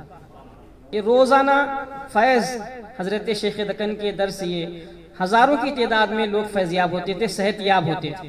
اس کے بعد حضرت شیخ دکن ناشتہ فرماتے، پھر ناشتے کے بعد درس قرأت و تجوید کا اہتمام ہوتا، درس قرأت و تجوید کا اہتمام ہوتا، پھر ظہر ادا فرماتے، ظہر کے بعد درس تفسیر کا اہتمام ہوتا، سیرت نگاروں نے لکھا ہے درس تفسیر کا اہتمام ہوتا، پھر آپ عصر ادا فرماتے، مغرب ادا فرماتے، پھر رات میں اور صبح میں 2 وقت اپنے اہل خانہ کے ساتھ، اہل و عیال کے ساتھ تناول طعام فرماتے، ان کے ساتھ محبت و شفقت سے پیش آتے، اور تاریخ فرشتہ میں اور تاریخ محبوب الوطن در ذکر سلاطین بہمنیہ ظلمنن دوسری ہے، یہ محبوب الوطن ایک الگ تاریخ ہے، اس میں لکھا ہے کہ حضرت شیخ دکن رحمۃ اللہ علیہ کی حیات مبارکہ میں یہ پورے دکن کا سب سے بڑا لنگر خانہ تھا، سب سے بڑا لنگر خانہ۔ تاریخ فرشتہ میں بھی ذکر ہے، تاریخ محب الوطن میں بھی ہے، سیر گلبرگہ میں ہے، کئی تاریخی کتب میں لکھا ہوا ہے کہ سب سے بڑا لنگر خانہ بہمنی دور سلطنت کا سب سے بڑا لنگر خانہ، ایسا لنگر خانہ جہاں صرف طعام کا انتظام نہیں بلکہ خیام کا اور لباس کا بھی انتظام ہوتا تھا، علاج و معالجہ بھی ہوتا تھا۔ ایسے انتظامات، ہزاروں مسافرین بلا لحاظ مذہب و ملت حضرت شیخ دکن کے لنگر خانے میں خیام بھی فرماتے تھے، ان کے طعام کا، خیام کا، لباس کا بھی انتظام ہوتا تھا۔ اور ہر طرح حضرت شیخ دکن نے خدمت خلق کا کوئی شعبہ تشنا نہیں چھوڑا، کوئی شعبہ، تعلیم کا شعبہ، روحانیت کا شعبہ، اصلاح معاشرے کا شعبہ اور بادشاہوں کی رہنمائی کا شعبہ۔ آج پہلے کے جو پہلے بزرگوں کا جو ان کی حیات مبارکہ ہے، بزرگوں کا جو زمانہ ہے، ان کی جو ذات گرامی ہوا کرتی تھی، انسانی حیات کے سارے شعبے ان کی ذات سے مربوط رہتے تھے، کوئی شعبہ چھوٹا ہوا نہیں رہتا تھا۔ بادشاہ بھی ان سے منسلک، امراء، وزراء، عوام، ہر ایک ان سے جڑے رہتے تھے اور ہر ایک کی ضرورت کو، حاجت کو، پریشانی کو وہ دور کرتے اور حاجتیں پوری کرتے تھے۔ حضرت شیخ دکن نے اپنے تصرف روحانی سے حکومت قائم کیا اپنے بہمنی سلطنت، اور سلاطین بہمنیہ کے ذریعے سے آپ نے جو عظیم کارنامے انجام دلوائے، اس کی مثال دکن میں کہیں پیش نہیں کی جا سکتی۔ آپ کے دور مبارک میں آپ کی ایما اور ہدایت پر سلطان محمود شاہ بہمنی، محمد شاہ بہمنی، حسن گنگو بہمنی، انہوں نے دکن میں سینکڑوں لنگر خانے قائم کر رکھے، سینکڑوں لنگر خانے قائم تھے، مکتب قائم تھے، اور ورزش بھی ضروری ہے۔ مومن اللہ کو وہ پسند ہے جو چست و چالاک ہو، توانا ہو اور ہر میدان کے لیے تیار ہو۔ ایسے مومنوں کو حضرت دادا پیر ہر لحاظ سے تیار کیا آپ نے، تعلیم سے، تربیت سے، روحانیت سے، ہر طرح سے آپ نے تیار کیا۔ اور 111 سال کی آپ کی عمر شریف رہی، 111 سال میں سے 71 سالہ طویل عرصہ دکن میں آپ نے گزارا ہے، 71 سالہ طویل عرصہ، اور وہ سارا طویل عرصہ خدمت خلق میں آپ نے گزارا ہے۔ اور وہ جو فیض جنید بغدادی رحمۃ اللہ علیہ کے ذریعے سے جو صوفیاء کو ملا، یہاں پر حضرت شیخ دکن کی ذات گرامی سے صوفیاء کو، اولیاء کو اور علماء مشائخ کو وہ فیض ملا۔ حضرت شیخ دکن رحمۃ اللہ علیہ کی بارگاہ میں بہت سارے اولیاء بھی تشریف لائے، استفادہ فرمایا، اور آپ کی حیات مبارکہ میں بڑے بڑے خطب، غوث ابدال بھی آپ کے بارگاہ میں آتے تھے۔ اور شاہان دکن، جتنے دکن میں بادشاہ ہوئے، صرف بہمنی سلاطین ہی نہیں، آپ کے حیات مبارکہ کے بعد بھی سلاطین آصفیہ، سلاطین عادل شاہیہ، سلاطین نظام شاہی، اماد شاہی جو سلطنتیں تھے، وہ سارے سلاطین نے حضرت شیخ دکن کے در پر آ کر فیض حاصل کیا ہے، جبین نیاز کو خم کیا ہے، شاہان وقت آپ کی ذات سے سرفراز ہوئے ہیں اور ان کی مرادوں کو آپ نے پورا کیا ہے۔ حضرت شیخ دکن رحمۃ اللہ علیہ اپنی پوری حیات طیبہ کو یاد حق اور خدمت خلق میں بسر فرمایا۔ 111 سال کی عمر شریف میں آپ کا وصال با کمال ہوا۔ وہ دور سلطان محمود شاہ بہمنی کا دور تھا، دور حکومت تھا۔ سلطان محمود شاہ، علاؤ الدین حسن گنگو بہمنی بھی مرید ہیں، مجاہد شاہ بہمنی، حسن گنگو بہمنی کے بعد ان کے بیٹے محمد شاہ بہمنی، پھر محمود شاہ بہمنی، یہ بھی حضرت کے مرید تھے، اور ہر روز جب یہاں آپ تشریف لائے تو روزانہ آپ کی بارگاہ میں حاضری دیتے۔ جب وقت وصال قریب آیا تو 2-3 دنوں میں کئی مرتبہ سلطان محمود شاہ بہمنی قدم بوسی کے لیے حاضر ہوتے تھے، کئی مرتبہ، صبح شام دوپہر، جب بھی دل چاہتا تو قدم بوسی کے لیے حاضر ہوتے۔ جب 111 سال کی عمر شریف میں 16 شوال المکرم 721 ہجری کو آپ کا بروز چہارشنبہ بوقت اشراق و چاش کے درمیان آپ کا وصال ہوا، تو سلطان محمود شاہ بہمنی خود آئے، نماز جنازہ میں آپ نے شرکت کی، اور 3 دن تک ایسی عقیدت تھی بادشاہ کو، 3 دن تک پورے عدالتوں کو، پورے دفتروں کو اور پورے امور سلطنت کو تعطیل دی، کوئی سلطنت کا کام کاج نہیں ہوا 3 دنوں میں۔ یہاں تک کہ ایسی محبت تھی، شاہان بہمنیہ کا یہ معمول تھا کہ روزانہ 5 وقت اپنے محل میں نوبت جو ہے نا بجائی جاتی تھی، شہنائی بجائی جاتی تھی 5 وقت۔ 3 دن تک بادشاہ نے اس نوبت کو بھی روک دیا، 3 دن نوبت نہیں بجی سلطان محمود شاہ بہمنی کے محل میں، اور 3 دن ہر روز ہزاروں روپیے اس نے حضرت شیخ دکن کے لیے ایصال ثواب کے طور پر غربا مساکین میں خیرات کی۔ تیسرے دن جب فاتحہ سے یوم تھی، سلطان محمود شاہ بہمنی خود آئے اور فاتحہ سے یوم میں انہوں نے شرکت کی، چادر گل پیش فرمائی، اور بعد میں ہر روز آپ کی مزار پر حاضری دینے لگے۔ 18 سلاطین بہمنیہ گزرے ہیں، 18 سلاطین بہمنیہ بارگاہ شیخ دکن سے وابستہ رہے۔ آپ کی وصال کے بعد جو سلطان ہوئے بہمنی، ان کی تاج پوشی حضرت شیخ دکن کی موجودہ سجادہ نشین جو ہے نا ان کے دست مبارک سے عمل میں آتی تھی۔ تو حضرت شیخ دکن رحمۃ اللہ علیہ ایک ایسا انقلاب ہے کہ دکن میں وہ انقلاب آپ نے پیدا فرمایا جو ہندوستان میں خواجہ غریب نواز نے پیدا کیا، وہ انقلاب آپ نے پیدا کیا جو دیگر بزرگان دین نے پیدا کیا۔ آپ صاحب کشف و کرامت ولی کی حیثیت سے جانے جاتے ہیں، لیکن مورخین نے لکھا ہے کہ آپ وقت کے بڑے عالم تھے۔ قاسم فرشتہ نے لکھا ہے کہ تاریخ فرشتہ میں یہ بات ہے لکھی ہوئی کہ بہمنی دور میں 2 ہی بڑے علماء ربانیین تھے۔ انہوں نے لکھا ہے کہ علاء الدین حسن گنگو بہمنی کے دور میں پورے دکن میں 2 ہی علماء کرام تھے، 2 ہی علماء کبار، علماء ربانیین۔ ایک شیخ رکن الدین جنیدی، شیخ محمد سراج الدین جنیدی رحمۃ اللہ علیہ، دوسرے ان کے پیر بھائی شیخ عین الدین گنج العلوم جنیدی رحمۃ اللہ علیہ۔ انہوں نے تصنیف و تالیف کا اتنا بڑا کام کیا ہے کہ 135 کتابیں انہوں نے لکھی۔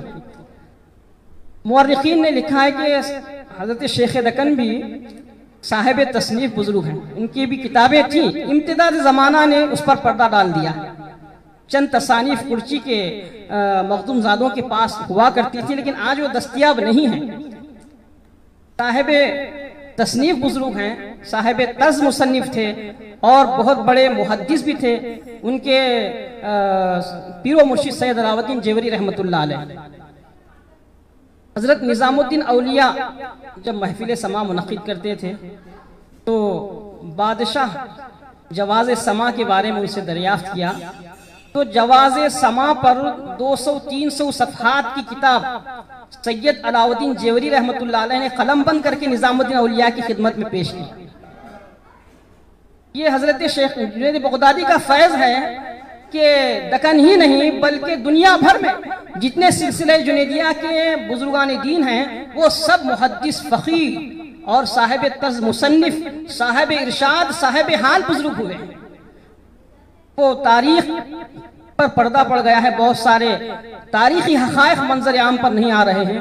دکن میں سینکڑوں جنید صوفیہ نے تصوف کا کام کیا، تبلیغ کا کام کیا، رشد و ہدایت کا کام کیا، تصنیف و تالیف کا کام کیا۔ ان میں مرکزی کردار حضرت شیخ دکن رحمۃ اللہ علیہ کا ہے۔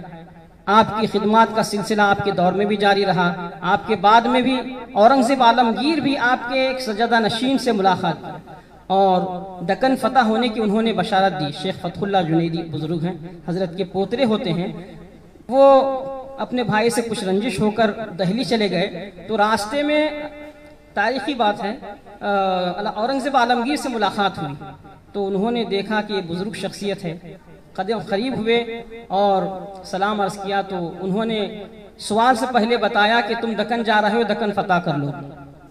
تو حضرت کے ارشاد کے مطابق دکن فتح ہوا، تو انہوں نے بعد میں جاگیر وہ بزرگ کو حضرت شیخ فتح اللہ جنیدی کو جاگیر پیش کیا نندرگاہ اور دوسرے ایک گاؤں میں۔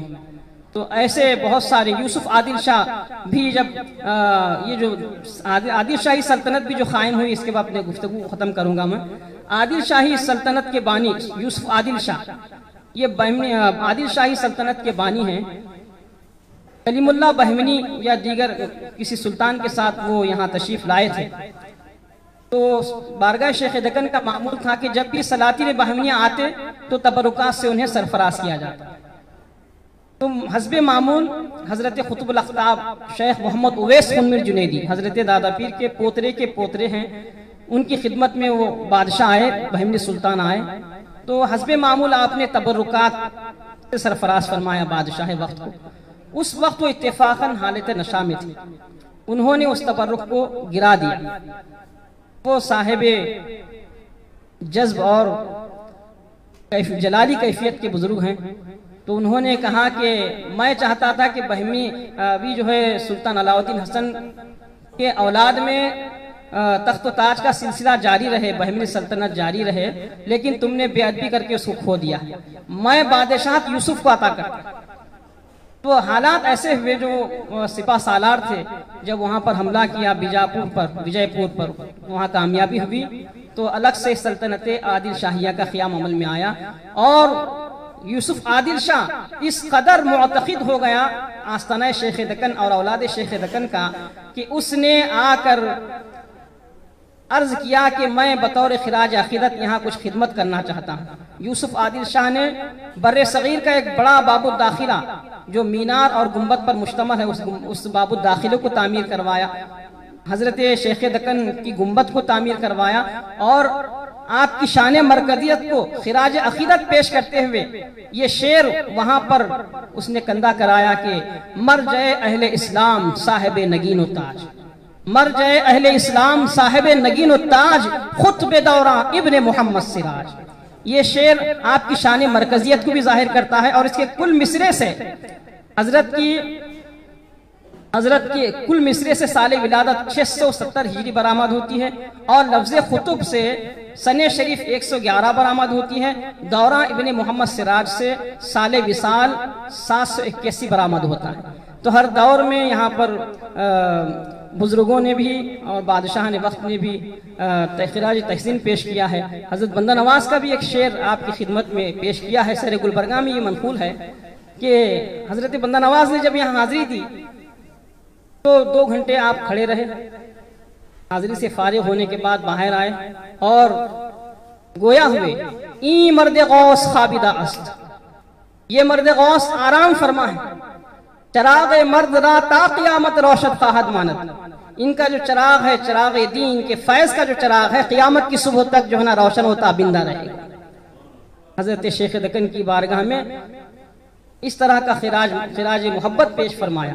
جیسے یہ بزرگوں کے معاملات ہیں، استفادہ کرتے ہیں ایک دوسرے سے۔ آپ دیکھیں کہ حضور غریب نواز بھی جب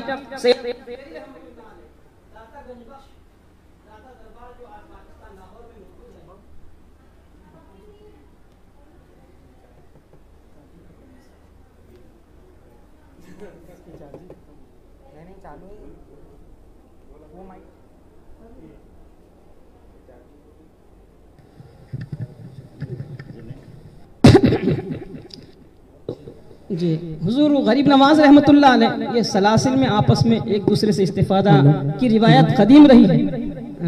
تو حضور غریب نواز جب تشریف لائے ہندوستان تو آپ نے داتا گنج بخش رحمت اللہ علیہ کے دربار میں حاضری دی، 40 دن چلہ کشی فرمائی اور عرض گزار ہوئے۔ اس کے بعد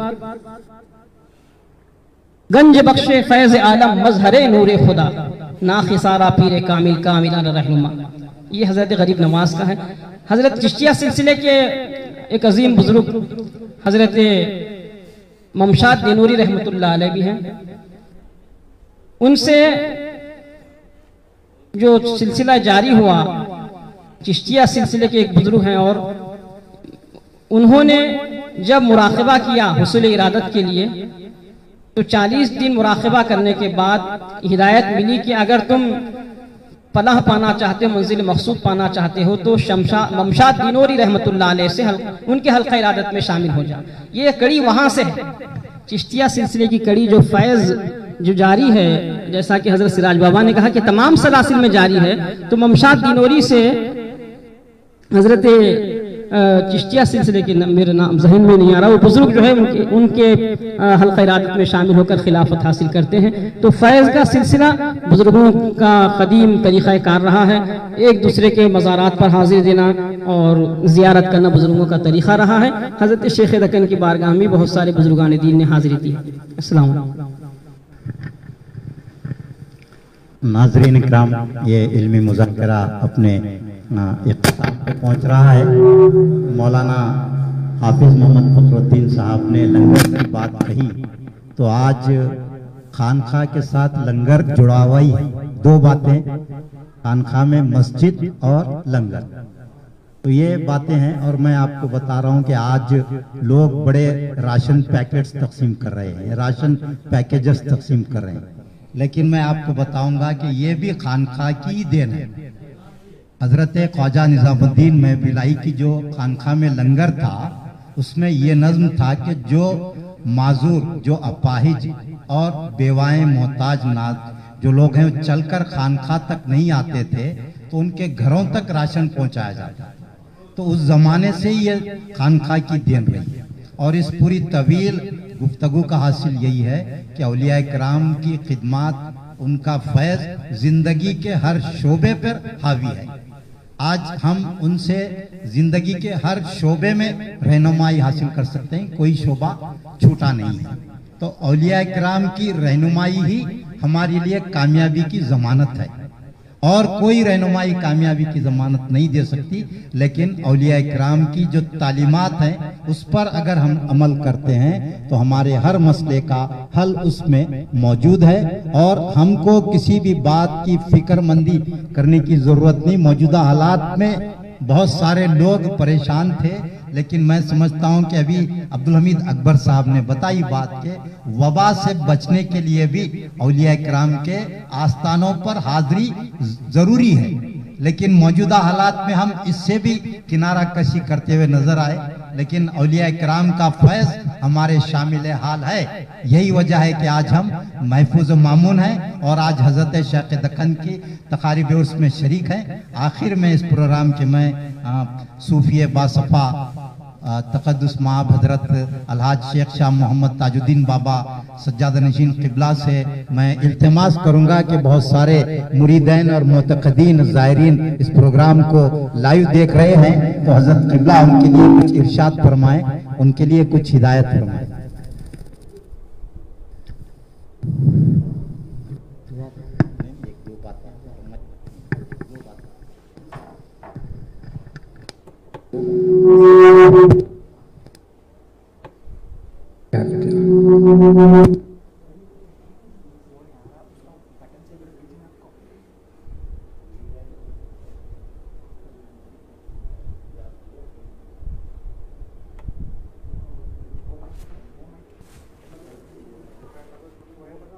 مقصد بیت یاد حق یافت حق۔ اللہ تعالیٰ ہم سب کو اولیاء کاملین کے طریقے پر چلنے کی توفیق عطا فرمائے، اور دنیا اور اپنے قبر کی زندگی میں، حشر کی باقی زندگی میں کامیاب فرمائے۔ اے اللہ ہم سب کو ہدایت دے۔ آخر میں مختصر دعا کے بعد سلام پیش کریں۔ الحمدللہ کا شکر یا اللہ، اللہم صلی اللہ علیہ سیدنا مولانا محمد وعلی وصحبہ بارک وسلم۔ اے اللہ تو کریم ہے، کرم فرمائیے، آپ رحیم رحم فرمائیے۔ اے پاک اللہ آپ غفار ہم کو بخش دیجیے، اے پاک اللہ آپ ستار ہمارے عیبوں کو ڈھانپ دیجیے، اے پاک اللہ آپ قادر مطلق ہے، قادر مطلق ہے، ہم سب کو ہدایت دیجیے۔ اے اللہ حبیب کے نالین صدقے میں ہماری پہلے کی اب کی آئندہ کی تمام جائز دعاؤں کو فرمائیے، تمام گناہوں کو معاف فرمائیے، تمام گناہوں سے ہم کو بچائیے۔ اللہ اپنی پہچان، اپنی معرفت ہم کو عطا فرمائے۔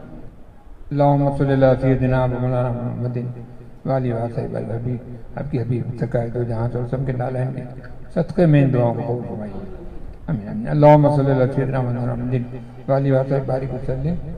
حق لا الہ الا اللہ محمد رسول اللہ۔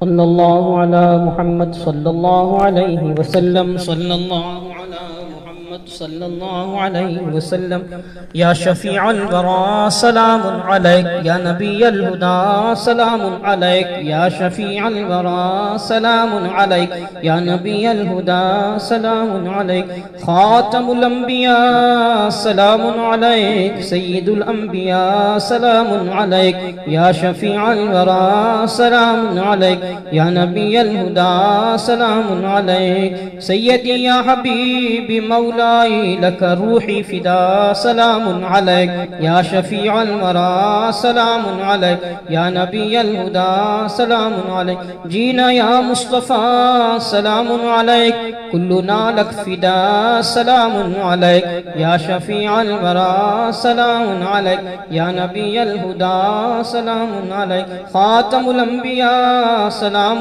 علیک سید الانبیاء سلام علیک اللهم صل على سيدنا شفيعنا نبينا مولانا محمد وعلى اله وصحبه وسلم ربنا آتنا في الدنيا حسنة وفي الآخرة حسنة وقنا عذاب النار وادخلنا الجنة مع الأبرار يا عزيز يا غفار يا رب العالمين صلى الله على خير خلقه سيدنا مولانا محمد وعلى اله وصحبه وسلم برحمتك يا ارحم الراحمين والحمد لله رب العالمين بحق لا اله الا الله محمد رسول الله صلی اللہ علیہ وسلم۔ میں بارگاہ شیخ دکن کی جانب سے جناب عزیز اللہ سرمد صاحب اور ان کی ٹیم کا دل کی گہرائیوں سے شکریہ ادا کرتا ہوں کہ انہوں نے اپنی تمام تر مصروفیات کے باوجود اس پروگرام کے لیے وقت نکالا اور اس پروگرام کو نہایت ہی حسن و خوبی کے ساتھ چلایا۔ اللہ کی بارگاہ میں دعا ہے کہ عزیز اللہ سرمد صاحب اور ان کی ٹیم کو اللہ تعالیٰ جزائے خیر عطا فرمائے، ان کو صحت و عافیت عطا فرمائے، ان کی عمروں کو دراز فرمائے۔ میں تقدس مآب شیخ شاہ محمد تاج الدین یونی صاحب قبلہ سجادہ نشین بارگاہ شیخ دکن سے بتمام ادب التماس کرتا ہوں کہ وہ جناب عزیز اللہ سرمد صاحب چشتی القادری کی گل پوشی و شال پوشی فرمائے۔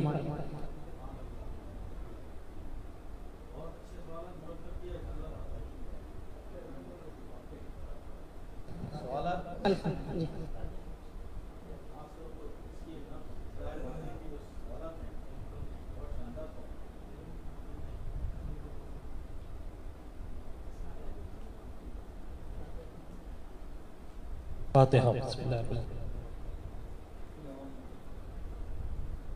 صراط الذین انعمت علیہم قل واللہ احد اللہ الصمد ولم یلد ولم یکن له کفوا احد قل واللہ احد اللہ الصمد لک الحمد لک شکر یا اللہ یا رحمان یا سبحان یا اللہ احمد مصطفیٰ محمد مصطفیٰ صلی اللہ علیہ وسلم توفتاً حدیداً پیش الفاتحة بسم الله الرحمن الرحيم اهدنا الصراط المستقيم صراط قل والله احد الله الصمد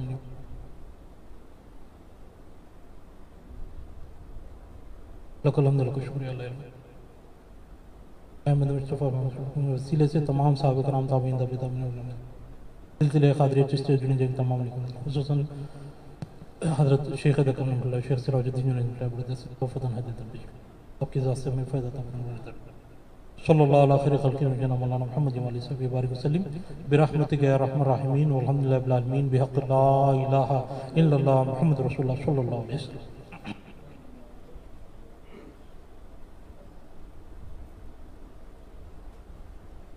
میں حضرت سراج بابا صاحب اللہ سے درخواست کرتا ہوں کہ وہ پروفیسر عبدالحمید اکبر صاحب کی گل پوشی و شال پوشی فرمائیں۔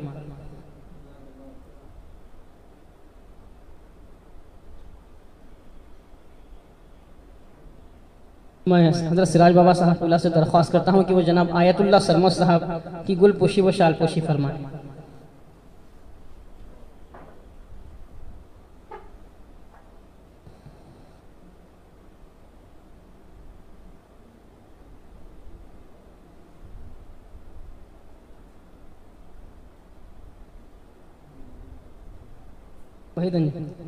حضرت سراج بابا صاحب اللہ سے درخواست ہے کہ وہ ڈاکٹر وحید انجم صاحب کی گل پوشی و شال پوشی فرمائیں۔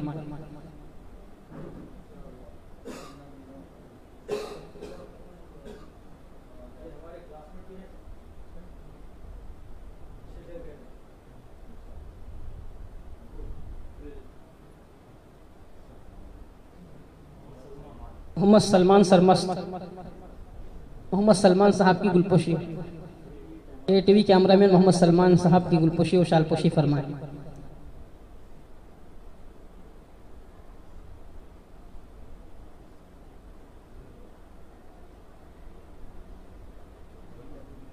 حافظ مولانا محمد فخر الدین صاحب امام و خطیب مسجد اعظہ کی گلپوشی کر رہے ہیں۔ سراج بابا ڈاکٹر صاحب صاحب قبلہ کے دست مبارک سے کلہائے محبت پیش کی جا رہی ہے۔